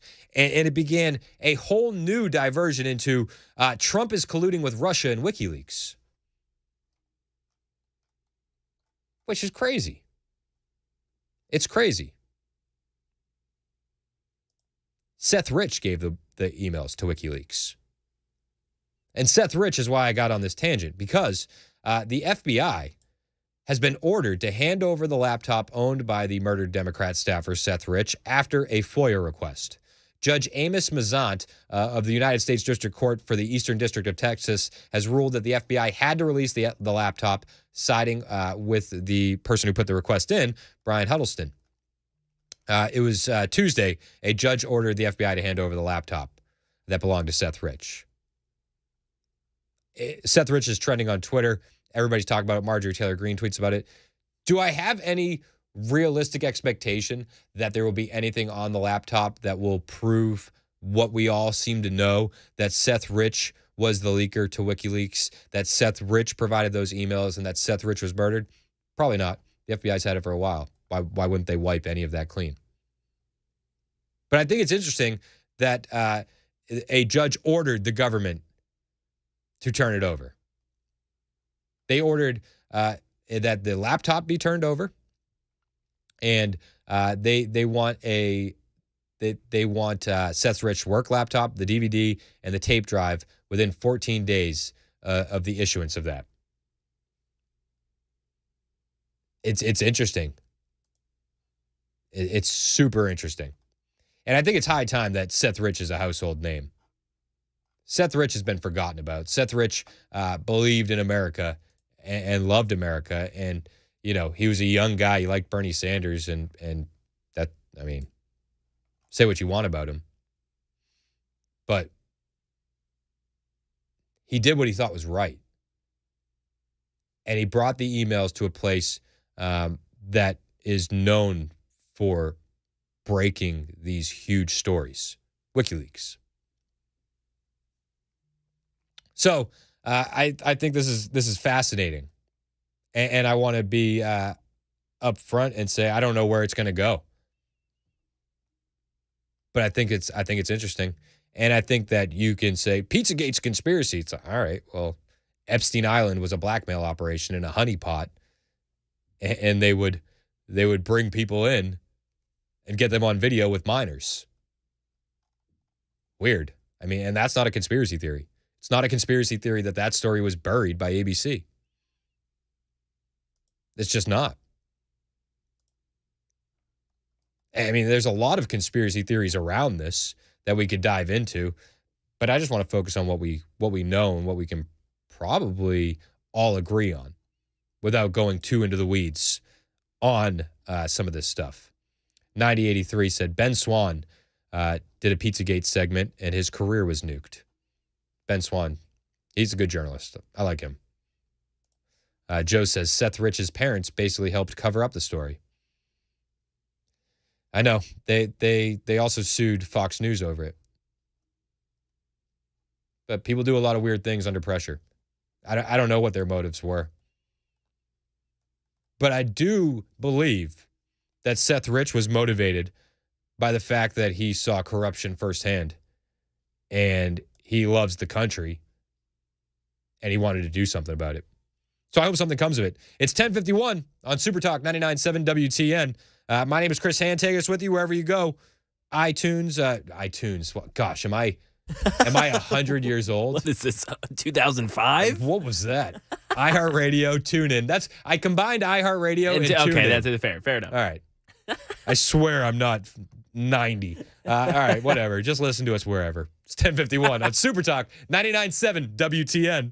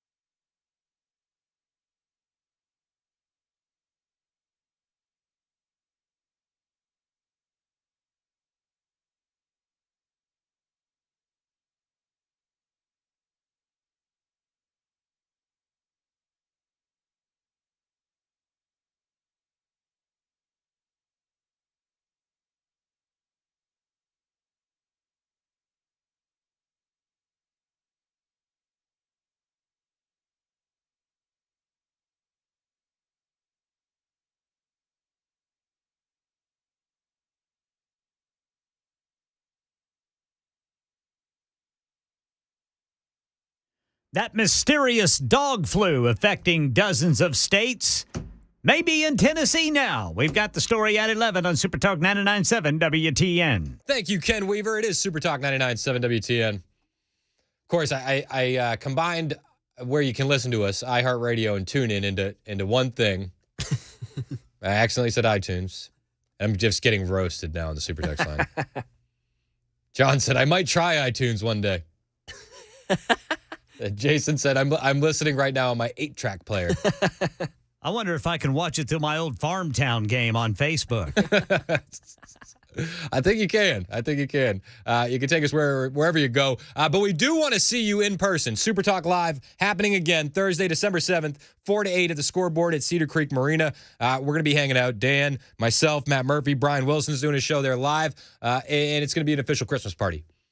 And I've made that determination. I will be bringing a Christmas tree, whether anybody likes it or not. And it's a Christmas party, damn it, not a holiday party. You're bringing a tree? I'm bringing a tree. Whoa, all righty. I got a tree, and I'm bringing it. Game on. Yeah. Oh, come on. You got to see the tree, guys. You have to come. Maybe we'll have a tree lighting. Ooh, okay. Okay. Have like a big tree lighting ceremony with everybody. Yeah. You, Matt, or Brian will have to put on the star. Dan won't be able to reach it, but yeah. Boom, roasted. And I assure you, the tree lighting will be a lot more peaceful than the one was in New York City last night. There will be no pro-Hamas protesters. I hope not. I actually can't confirm that yet. There may be some. It's 11 o'clock on Super Talk 99.7 WTN. Ken Weaver with the latest headlines.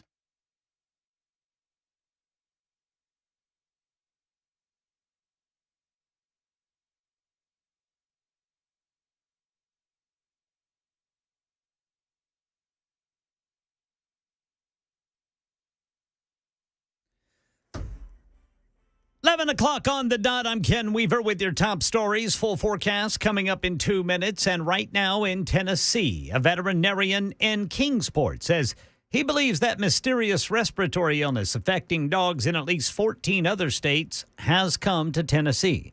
Cherry Point Animal Hospital owner and veterinarian Andy Cherry telling Channel 11 in Johnson City tests on the dogs coming in with symptoms aren't testing positive for any known illnesses. There's been cases of deaths in this area. It's just, I don't know that what they're using for reporting system in that. But there's been cases referred to UT by multiple of my colleagues in this area already. Cherry said the illnesses has been prominent in dogs coming from boarding facilities, pet daycares, and dog parks. Elsewhere in Tennessee, billboards about the Israel-Hamas war have gone up around Nashville and other major cities.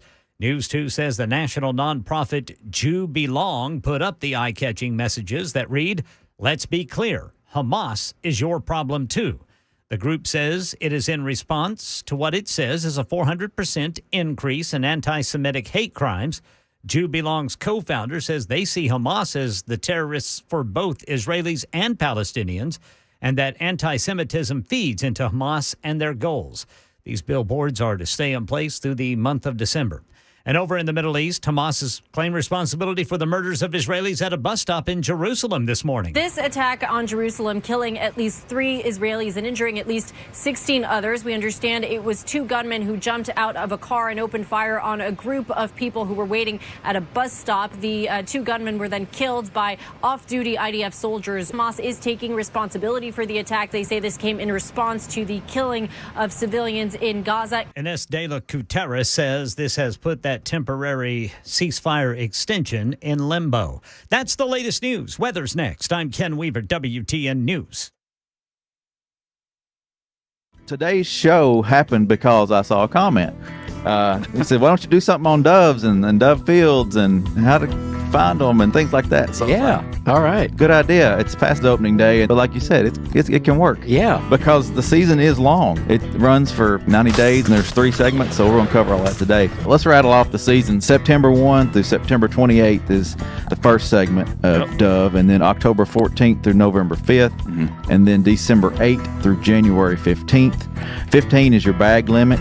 So September 1 is opening day, and that's at noon in Tennessee. September 1st has been one of those days. I mean, you'll see guys. I mean, they'll take off work. Have big big cooking and getting together with friends, and it's kind of neat to see. Yeah. Historically, it's a huge social event. I'd say the majority of the hunters probably hunt opening day, opening weekend, and then won't pick up a shotgun until next year. So, we have 2 other segments besides this one, running in October and then even all the way through, was that January 15th. There's a lot of opportunity throughout the year. On our website, tnwildlife.org, on our homepage, you can click the button there to dove hunting info and fields is what the button's titled. It's got all the information on dove hunting. You can find the fields there. So let's talk about how to find a field. You click on Region 2, it pulls up the options that are available, and get down to Bart Camp Barrens, and you see it's open statewide. So the hunting's not over there. There's still opportunity.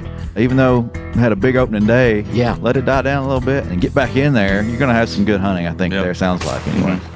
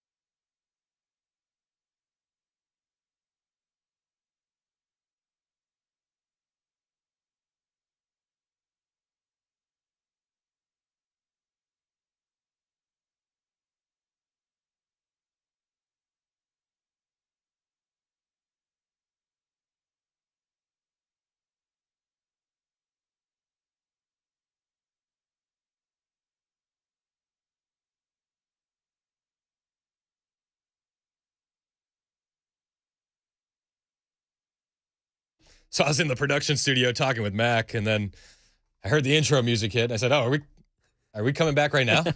Yeah. I'm like, "Yep, that's it." Yep. No warning. Mac just doesn't talking. tell me, "Hey, bud, we're coming back in 30 seconds." Just Thanks, mid Mac. convo, I'm like, "Oh yeah, it's starting." It's like, "Oh yeah, by the way, It's are you time. gonna do your show, or are you just gonna hang out here?" I don't know. I feel like we'd have more fun if we were in the same room. Same room, 100%. Like, I would rather do that. Yes, all day.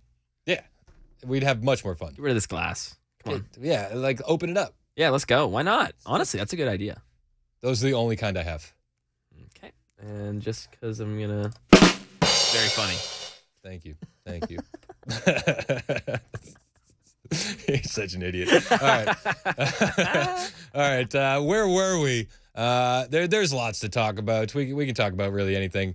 What about the latest Biden lie? Biden told 813,000 more Americans he's wiped their student loan debt. Forgiven $127 billion for 3.5 million borrowers, even though the Supreme Court sank his first bid.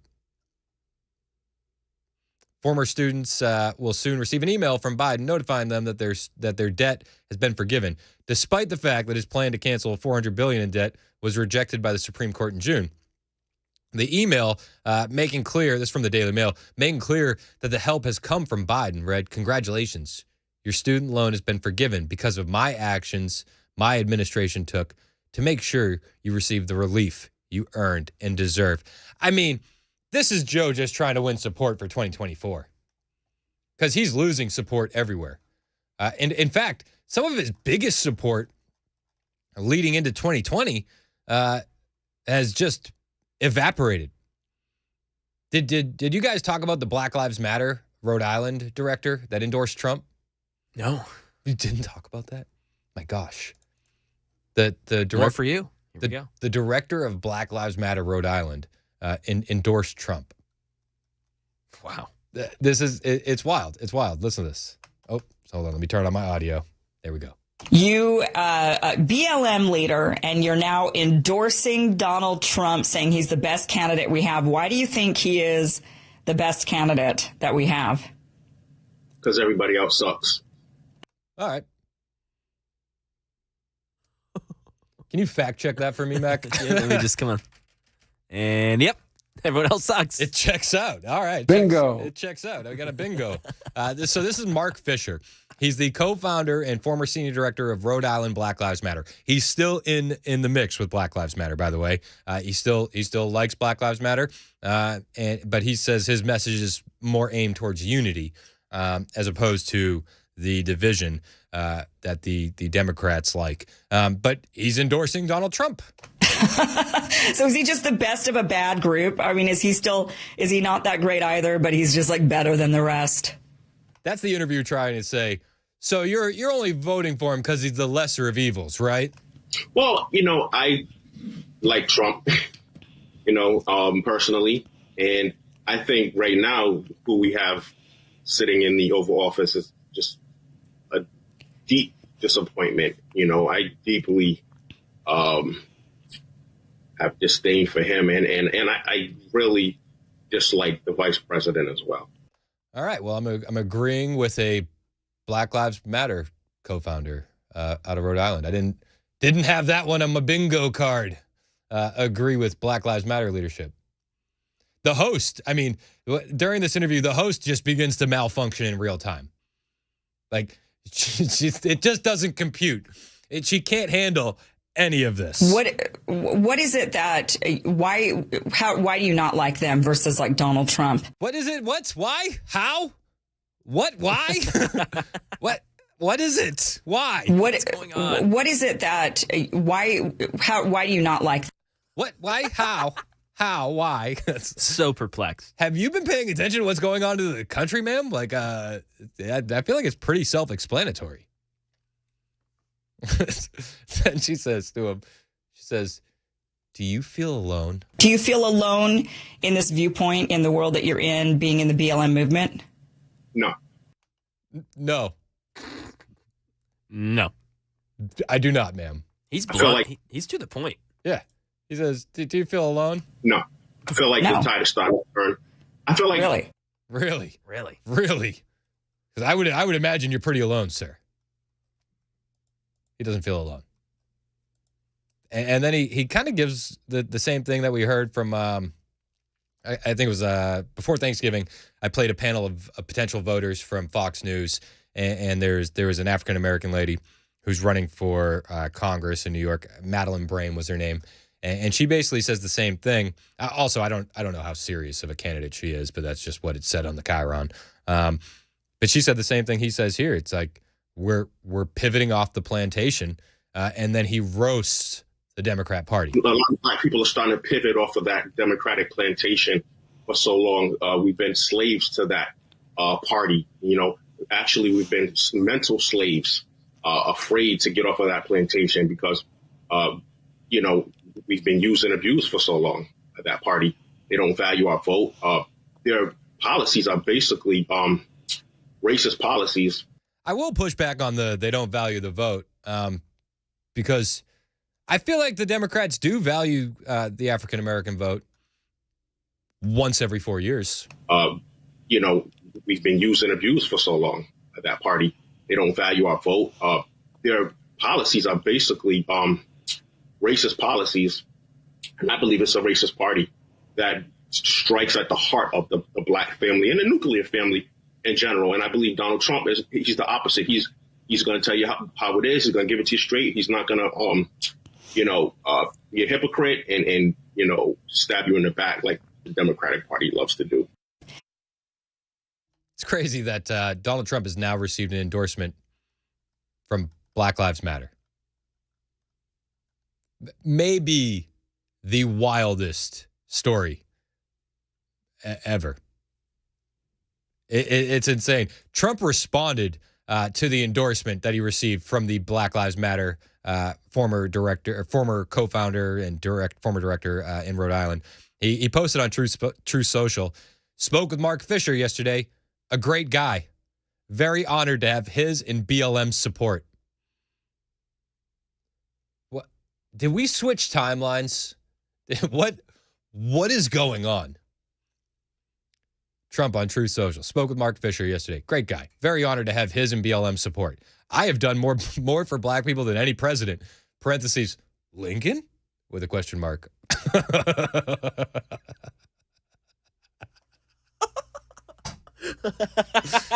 Lincoln? Including 10-year funding of historically Black colleges and universities where they had none, opportunity zones, criminal justice reform, and much more. Thank you to Mark. Lincoln?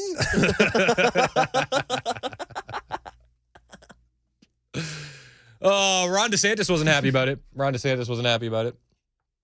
He said BLM praising Donald Trump and Trump celebrating it makes perfect sense.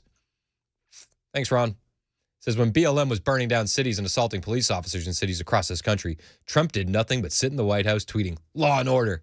We did it differently in Florida. I didn't just tweet. I took action and called up the National Guard. We were not going to let our cities burn. As president, I will not sit idly by and watch rioters torch American cities. You're not going to be president, Ron.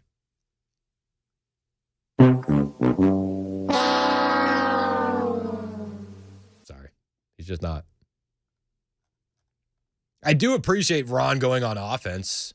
I think there's plenty to attack Trump on. Plenty. He took some initiative there. Look at him. But he waits until he gets an endorsement from BLM to say something. Is he going to say anything about the legendary Houston rapper Sauce Walka shouting out Trump in his raps?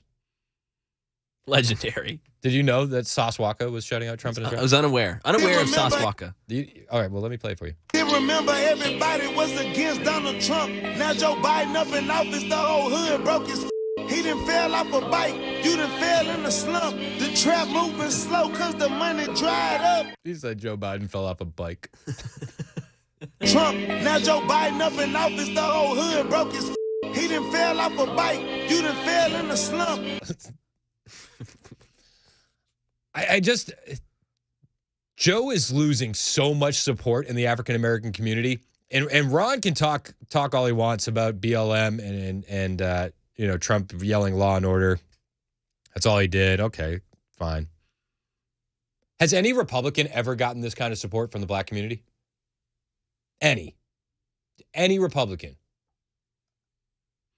As far as politicians go, the only one that I can think could even compare and probably had more would be Obama. But like, what other politician receives this kind of love from the black community? Any of them? Any? Nobody. I mean, is it close? No. Do you think Nikki Haley is going to get shouted out in rap songs? Not for the correct reasons. What about Ron? No. This is, people are coming around on Donald Trump. The African American community is leaving Joe Biden behind. And it's because Biden's policies hurt the African American community first. Open borders hurt poor neighborhoods first in the African American community. You can look at it at real time. Examples in Chicago, examples in New York, all these big blue cities where they're being overrun with migrants, where you have African Americans in poor communities fighting for turkeys with illegal aliens, on Thanksgiving with turkey giveaways and stuff like that. Like, these policies hurt those communities first, and these are Joe Biden's policies. Trump had everybody getting money. There was the economy was booming. People were making good coin. Ron DeSantis, he says he was upset that Donald Trump was bashing some of his endorsements.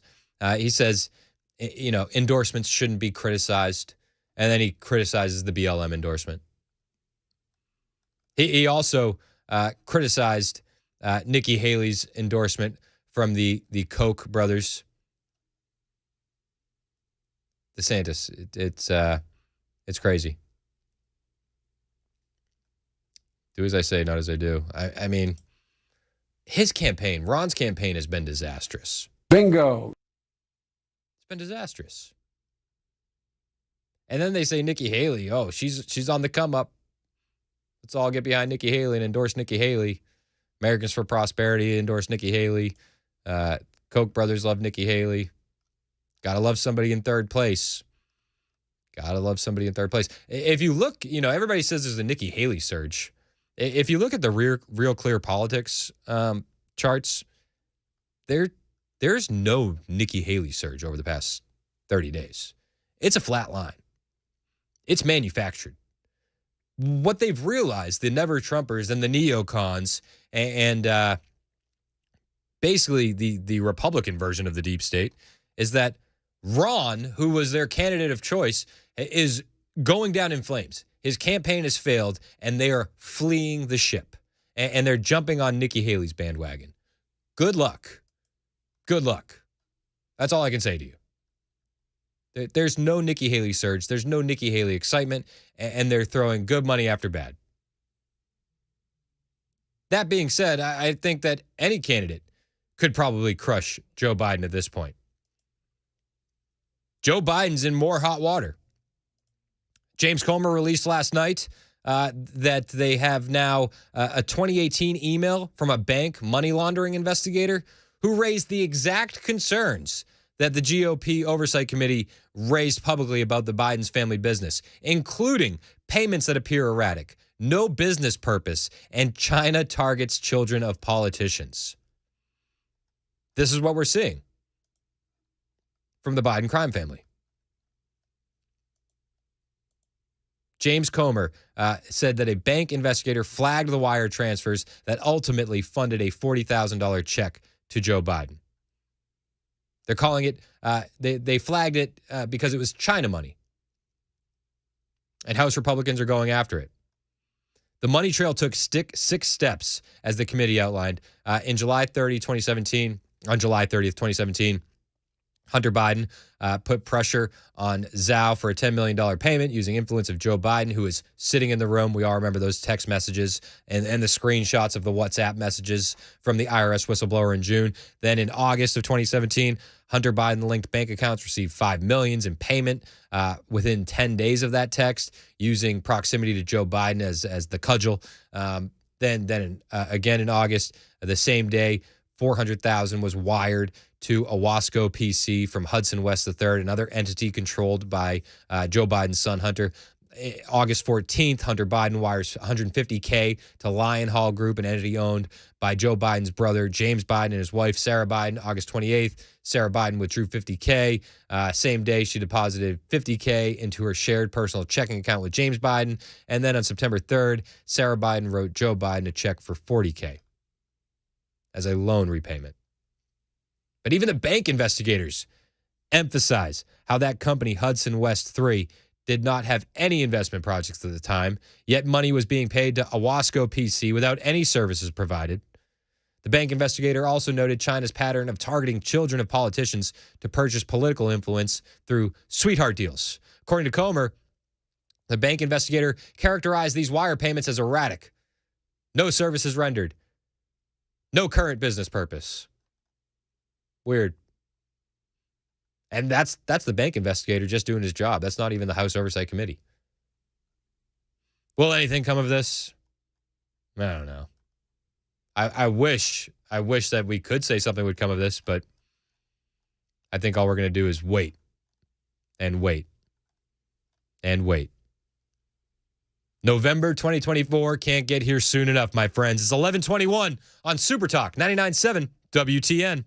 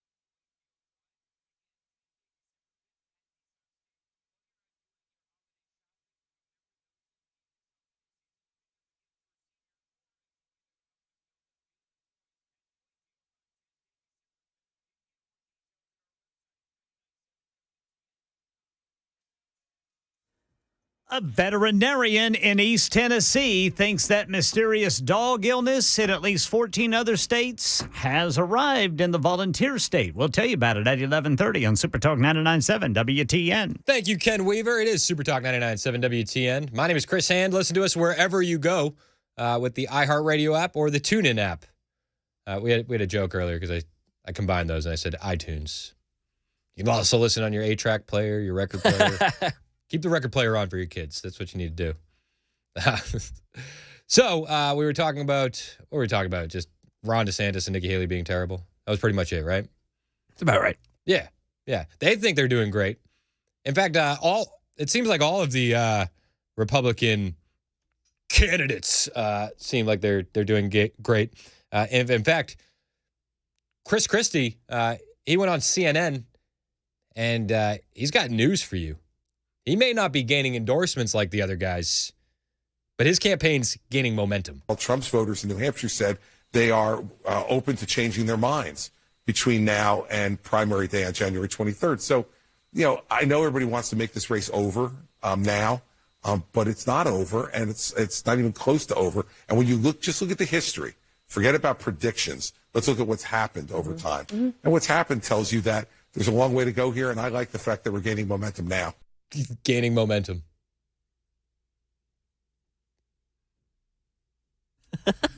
Dude, you're doing great, Chris. It's not hard for him.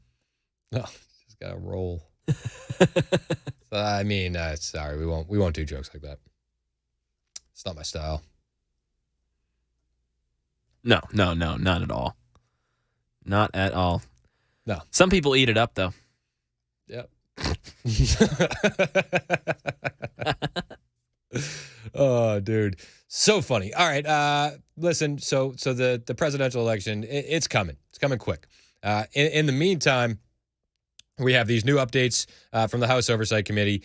Mike Johnson, people people either really like him or they don't like him. A lot of grassroots Republicans are kind of over him. They want him to get the Kevin McCarthy treatment already. I don't know. I feel like the jury's still out on him. Like, he's not walking into an easy situation. He did have this to say about the Joe Biden impeachment inquiry. I just got bullet points here. From 2014 to 2019, Biden family members and their affiliate companies received over $15 million from foreign companies and foreign nationals. These are all facts. Facts are stubborn things. That included Ukraine, Russia, Kazakhstan, Romania, and China. Biden business associates received an additional $9 million. The chairman here have uncovered a lot of facts. President Biden has, of course, lied at least 16 times about his involvement in his family's business schemes. Weird. There are at least 22 examples of Joe Biden speaking with or meeting with Hunter Biden's foreign business associates. The Oversight Committee recently released 2 checks. You see the graphics up here today. These checks are to Joe Biden. One is for $40,000 from China, and another is for $200,000 from a now bankrupt healthcare company that his brother James Biden apparently swindled. Listen, this investigation has to continue. It has to continue. It has to continue. And I get a lot of people's thoughts. Why push impeachment now when that could mean he's out of the general election in 2024? And a lot of people think we want Biden in 2024. I happen to be one of them. Maybe we should wait on impeachment. Although I'd like him gone, I wish it was 2 years ago. But maybe we should hang tight because there's no easier candidate on the left to beat than Joe Biden. Plus, it's going to get more fun. Hunter Biden wants a public hearing. We'll talk about that on the way right now, 11:30. That means news from Ken Weaver on Super Talk.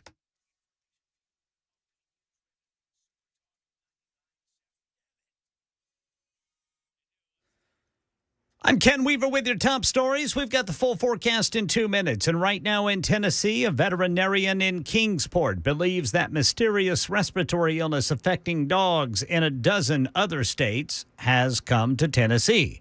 Andy Cherry of Cherry Point Animal Hospital telling Channel 11 in Johnson City, dogs coming in with symptoms are not testing positive for any known illnesses. And the illness has been prominent in dogs coming from boarding facilities, pet daycares, and dog parks. If you can not board your animal, stay away from dog parks, decrease the frequency of grooming and daycare at this point would be the most important thing. Cherry Point boards animals too, and he says they and other facilities are working to keep them clean. Two health insurance companies, Cigna and Humana, are reportedly in talks to merge. Both companies provide health insurance to millions of Americans, and it could position them to compete with larger providers like United Healthcare or CVS, but regulators will be looking at what it does to costs for consumers. That's the latest news. Traffic and weather next. I'm Ken Weaver, WTN News. Hey folks, Paul Winkler here. One of the things that we see from time to time, well, way too often, is this. Let's say that you go to a financial advisor and they say, hey, you need to set up an investment portfolio, and what we need to do is we need to have some of your money in stocks or mutual funds or ETFs or something like that, and we need to have something fixed or guaranteed in your investment portfolio that'll protect you against the market downturns. And quite often what they're talking about, they may not use this word, but often what they're talking about is putting your money into some sort of an annuity, like an indexed annuity or something like that, or a fixed annuity. And what they're doing is they're saying, hey, let's put your money in both of these, which sounds really good. And you should. And typically in an investment portfolio, you do want to have fixed investments and stocks as well in the portfolio to protect against inflation. But here's what happens when you manage a portfolio. Let me use a really, really simple example. Let's say I have a portfolio and I got stocks in there. Then I have my fixed income, my bonds in the portfolio as well. And let's say I have half my money in each. When stocks really do well, what we want to do is they're going to be overweighted in my portfolio. I own too much of them because they've done well compared to bonds. It was supposed to be half and half, and now maybe it's 70% stocks and 30% bonds, let's say, or something like that. So I want to sell some of this and buy some of that to bring it back to 50-50 and back and forth throughout time. Well, the problem is when you're managing a portfolio and rebalancing in that way, bringing it back to the original portfolio mix of half and half in my example, I'm going to have to incur a trading cost or a commission or a back-end surrender with the annuity. It doesn't make any sense to use that product in this particular manner. Why do people do it? Well, the reason quite often is this. Commissions are very high with these products. And a lot of firms, they actually require their advisors to recommend a certain amount of annuities for every person that walks in the door. Now, typically annuities are used for a different purpose. They were actually designed for a totally different purpose. And that was distribution toward the end of life. When somebody looks like they're going to run out of money, they're annuitized. Now, let me tell you something. One study showed there was only like 5% of annuities are ever used in that fashion. Most often they're sold as an accumulation vehicle like this, and they were never really designed for that purpose. If you want to learn more, call us for a free 15-minute phone call or go to our website, paulwinkler.com. The number 615-851-1950 or paulwinkler.com. We don't do anything on commission, and we like to rail against these types of things and help investors do what is in their best interest. paulwinkler.com.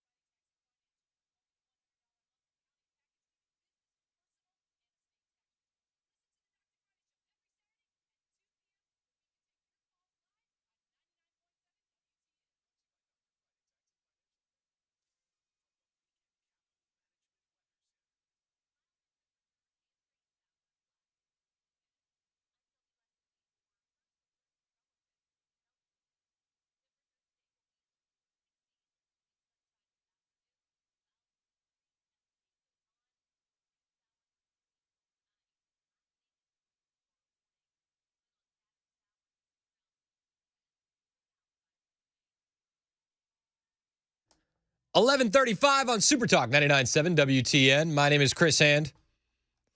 Got a text here. from 73.99 said, "Hey Mac." So I read the text too, but anyway, they said, "Hey Mac, listening to Ken's news." No mention. I don't get any love. No, it's just me and Ken, really. It's you guys. But anyway, I jumped in the conversation anyway. He said, "Looks like Fauci's killing dogs now." So I replied, "Killing dogs again." Let me correct you, sir. If you remember, he had all those beagle puppy experiments. So if it's Fauci's fault, it's again. He's not killing dogs now. He's killing dogs again. Just wanted to clarify. It is scary, though. I'm not taking my dog to the park. Yeah. Chris, man. I feel like it's all just whatever. I know people love their pets, and I'm just like, yeah, it's just, I got 4 kids, so my dogs are the dog. You know? So, like, all right, not going to worry. Listen, there's also a bunch of stuff going around about a new, unusual pandemic and pneumonia gripping China, and people are freaking out about that. The guys in the big white suits are back. The Taiwan Ministry of Health and Welfare on Thursday advised young and elderly citizens, as well as those with weak immune systems, to avoid travel to China during its surge of this respiratory illness. I'm not really, I don't really care about that. I'm not really scared about the new pneumonia stuff. It feels very similar to how they originally positioned COVID, with all these clips and stories coming out of China, and the timing very, very similar. We have an election on the way. Weird how that works out, isn't it? So the new mystery Chinese outbreak is coming. Trump went on Truth Social, and he said basically the same thing.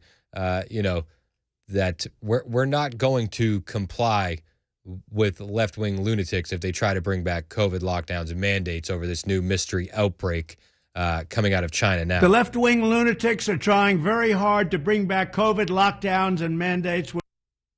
Of course, and the video buffers. Sudden fear-mongering about the new variants that are coming. Gee whiz, you know what else is coming? An election. Gee whiz. Can you save that? Can you save that for me? I'm going to rewind a little bit. Gee whiz, you know what else is coming? An election. It's so funny. Gee whiz. Gee willikers. Gee, holy election, Batman. Oh, of course, and then the thing doesn't work. Gee whiz, you know what else is coming? Election. He goes on to say, doesn't that sound familiar? Doesn't that sound familiar? A mysterious pandemic coming out of China. Weird. There's a couple other stories I want to get to. I wanted to talk about this yesterday, and obviously I was not here, so I didn't have the chance. The Rosalind Carter funeral. First, wasn't it kind of crazy that there were protesters for Biden outside the funeral? Like, what does poor Jimmy Carter's wife have to do with any of this? Why are protesters outside of a First Lady's funeral? Biden, you can hide. Biden, you can hide. We put you in genocide. Like, bro, it's a funeral. Like, have a little class. Go protest somewhere else. Like, you know where he lives. Go hang out there. Do your protest. Yeah. Just like super low. Like, why would you do that? One interesting tidbit that I noticed, Obama didn't show up. Barack Obama didn't show up to the funeral. Michelle was there. Barack wasn't. And I could be wrong on this, but I do. Maybe I'll pose it as a question instead of a statement. Has Barack been seen with Michelle since the Larry Sinclair, Tucker Carlson interview where they brought up the accusations of gay lovers in his past? Maybe somebody on the super text line can help me, because I was racking my brain for it last night, and I don't think they've been seen together since then. Weird. Just something I noticed. Interesting, right? I also want to talk about the CTI files. Michael Schellenberger and Matt Taibbi are back at it, and they're unveiling the CTIL files.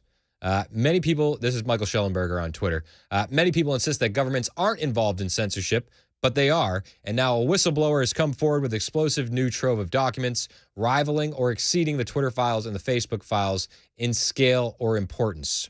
Now, what this whistleblower is saying and bringing receipts, the whistleblowers come forward with all these documents, and they describe the activities of an anti-disinformation group called the Cyber Threat Intelligence League, or the CTIL. And that officially began as a volunteer project of data scientists and defense and intelligence veterans, but whose tactics over time appear to have been absorbed into multiple official projects, including those of the Department of Homeland Security. The CTI League documents offer the missing link answers to key questions not addressed in the Twitter files and the Facebook files combined. They offer a comprehensive picture of the birth of the anti-disinformation sector, what we call the censorship industrial complex. The whistleblowers' documents describe everything from the genesis of modern digital censorship to the role of the military and intelligence agencies, partnerships with civil society organizations, and commercial media, plus the use of sock puppet accounts and other offensive techniques. It's fascinating.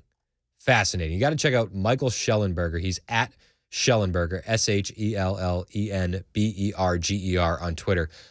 And the way they break these down, it's super interesting. And it kind of confirms what we've all kind of had an eye for a long time. That the CTI files, the CTIL files, show U.S. military and foreign militaries, basically engaged in censorship and monitoring anti-disinformation and disinformation. They basically call themselves anti-disinformation warriors, and they offer instruction on COINTELPRO style spy tactics against a target they know was forbidden, the American public, and that's what they target here. They target American citizens, and they target the information that you're accessing on the CTIL files. It's fascinating. Now, one of the things that they reveal is a screenshot that this whistleblower brought. What recipes do we need? And one of the things they ask for are sock puppets on Twitter and Facebook. What are sock puppet accounts? Sock puppet accounts are a fake profile, fake accounts that you make so that way you can engage in online discourse and try to sway public opinion. So basically, they want people to create sock puppets on Twitter and Facebook. They want people to get invited to invite-only groups for things like Boogaloo. They want their CTI League offensive counterintelligence techniques using doxing and deception. They want people to check out, all sorts of things. But the sock puppet stuff is fascinating. They want these people to be disguised online. They instruct these people, the CTI League members, to use burner phones. In fact, CTI League members were handed a big book of disinformation response. So basically, they would instruct them how to make burner emails. Depending on your needs, you may wish to create anonymous, pseudonymous emails. These are disposable temporary email addresses you can use. Many of these will get flagged by social media services as suspicious, so it's good to know about different options. And they say how quick and easy it is to make Proton Mail or Gmail emails. Then they talk about burner phones and phone numbers. Burner phones, lots of different options, including track phone, where you can get a cheap phone and swap the SIM when needed. They're instructing people to fake who they are online.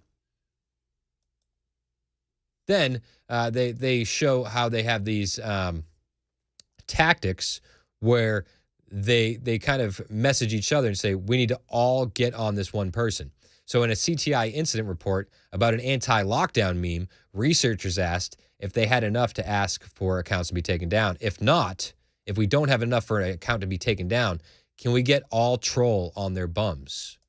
Meaning, can everybody jump in here and roast this person, call them a conspiracy theorist and whatnot? And they're doing it through sock puppets. Now, every government does this. I don't know if you know this. Every government has their own online program where they do this to try to shape public opinion. For years, it's been known as dead internet theory. The dead internet theory I've talked about before, they call it an online conspiracy theory that asserts that the internet now consists mainly of bot activity, automatically generated content that's manipulated by algorithmic curation, or it's a theory that government agencies are using these bots or sock puppet accounts to manipulate public perception. The theory states that the U.S. government is engaging in an artificial intelligence-powered gaslighting of the entire world population. And the dead internet theory is like when you're arguing with somebody online, you're not really arguing with anybody. And if you are, you're arguing with one of these sock puppet accounts. And that's what these CTIL files are showing me, at least, that these are the dead internet theories got to be true. Absolutely fascinating. If you have not checked out the CTIL files, I want you to I want you to go check it out. Matt Taibbi has them on Twitter. They're saying that these CTIL files are bigger than the Twitter files, bigger than the Facebook files, and it is the missing link to explain why they're doing what they're doing. So I don't have enough time to break it all down today. Maybe I will tomorrow. But we do need to check in with Matt Murphy, who's coming up next. And he's got a great show like he always does. Matt's one of my favorites on the station. I love listening to him. In fact, I listen to him every day on my ride home. You can fact check. You can fact check it. It's true. It's true. Also, anything else we missed today, we can get to tomorrow. What day is today? It's Thursday already? Thursday. Whoa. The week flies when you take a day off. It's pretty great. Oh, all right. I see what you're doing here. What time do the Chiefs play Sunday? We're Sunday Night Football, actually. Geez, so you're not going to be in Monday, exactly. Sorry, man. Oh, quick update on the Chiefs kid. Remember the blackface kid? Of course. Do you know he's actually a Native American? Is he really? Yeah. Wow. Yeah. People are still mad at him. And people are still, yeah. There's one guy, I saw one comment on Twitter. He's like, well, the tribe you're from doesn't even wear headdresses like that. That's him after. Yeah. All right, bro. So, all right. I'll be back tomorrow. Mac will be back tomorrow. It doesn't sound like Mac's going to be here Monday. 11:49 on Super Talk 99.7 WTN.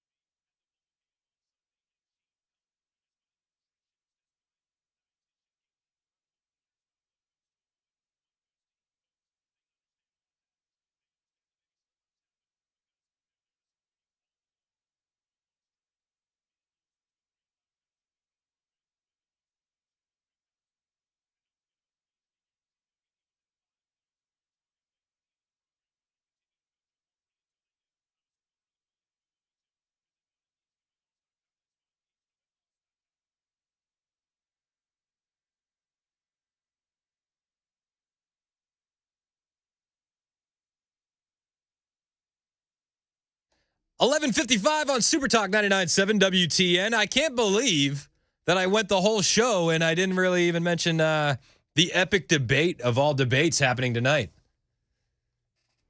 Newsom DeSantis. It's a big one. Yeah. It's a big one. Not really. I don't think there's any benefit to anyone there. Well, no, there's some benefit. Hannity's going to get the biggest benefit because you'll see a bump in ratings. Mm-hmm. And then from there, it can only really be positive for Newsom. Hello, Chris. Hello. How are you? I'm good. I'm sorry I didn't even say hello to you. No, you're good. Are you contagious? No.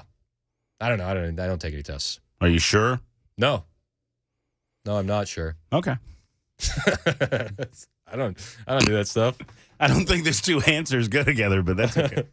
I mean, not like with a COVID. I don't give a rip about that. I just want to make sure that I spray down whatever I need to spray down. Do we have spray? Somewhere. I think it's all gravitated to the nasty bathroom.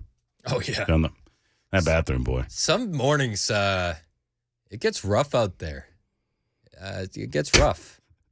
Some folks on the second floor need to, I'm not here to tell people how to live their lives, but it's usually like the Monday after like a big tailgate for the Titans got a or lot something. of fiber. Somebody's gotten a lot of fiber in their life. Anyway, no, the DeSantis. Speaking of fiber, you and I were talking about this during the. I just don't. I'll watch, so I guess that does benefit Sean Hannity.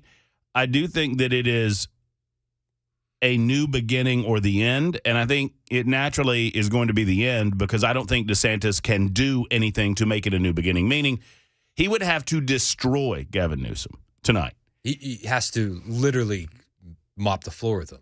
Like, make him give up. Yeah. And I don't think that that's in Gavin Newsom's DNA. As much as I disagree with Gavin Newsom on just about everything he stands for, he is slick. Give him that. Yeah. He is a different version of Obama.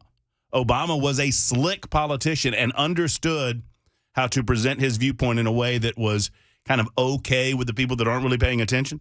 Gavin Newsom does that well, and I just don't see the benefit necessarily for DeSantis from a presidential standpoint. No, I don't see any benefit for him. And he's notoriously bad at debating. Yeah, so, he basically disappeared in all the RNC debates. You think he's going to wear his boots? Oh, yeah. He can't go anywhere without him at this point. No, you got to wear your boots. If he shows up looking 4'8", people are going to know something's up. You know what I mean? Did you see that one video? Was it Swig from Old Row got? It's like he got videos of him walking on stage and the heels are prominent. You know, if you do that, just do it. I don't care. I really don't. I mean, I understand that there's this theory that taller politicians do better than shorter politicians, and I get that, but I really don't care. So just, wear your high heels, man. Yeah. 2023. You're a dude. You can wear high heels now. Hey, by the way, you inspired me. I told Mac I was going to ask you this question. You inspired me. This is your fault. Okay. What I'm about to do. All right. I don't think I've seen Donald Trump and Melania Trump together since they left the White House. Ooh, that's interesting. I feel like I have, but they could be old pictures. You know what I'm saying? But we haven't seen Barack and Michelle together. Have we seen Michelle? We've seen Michelle Obama and Melania Trump together. That's right. They were there the other day. Melania's 5'11", and Michelle was head and shoulders above her. It's Super Talk 99.7 WTN.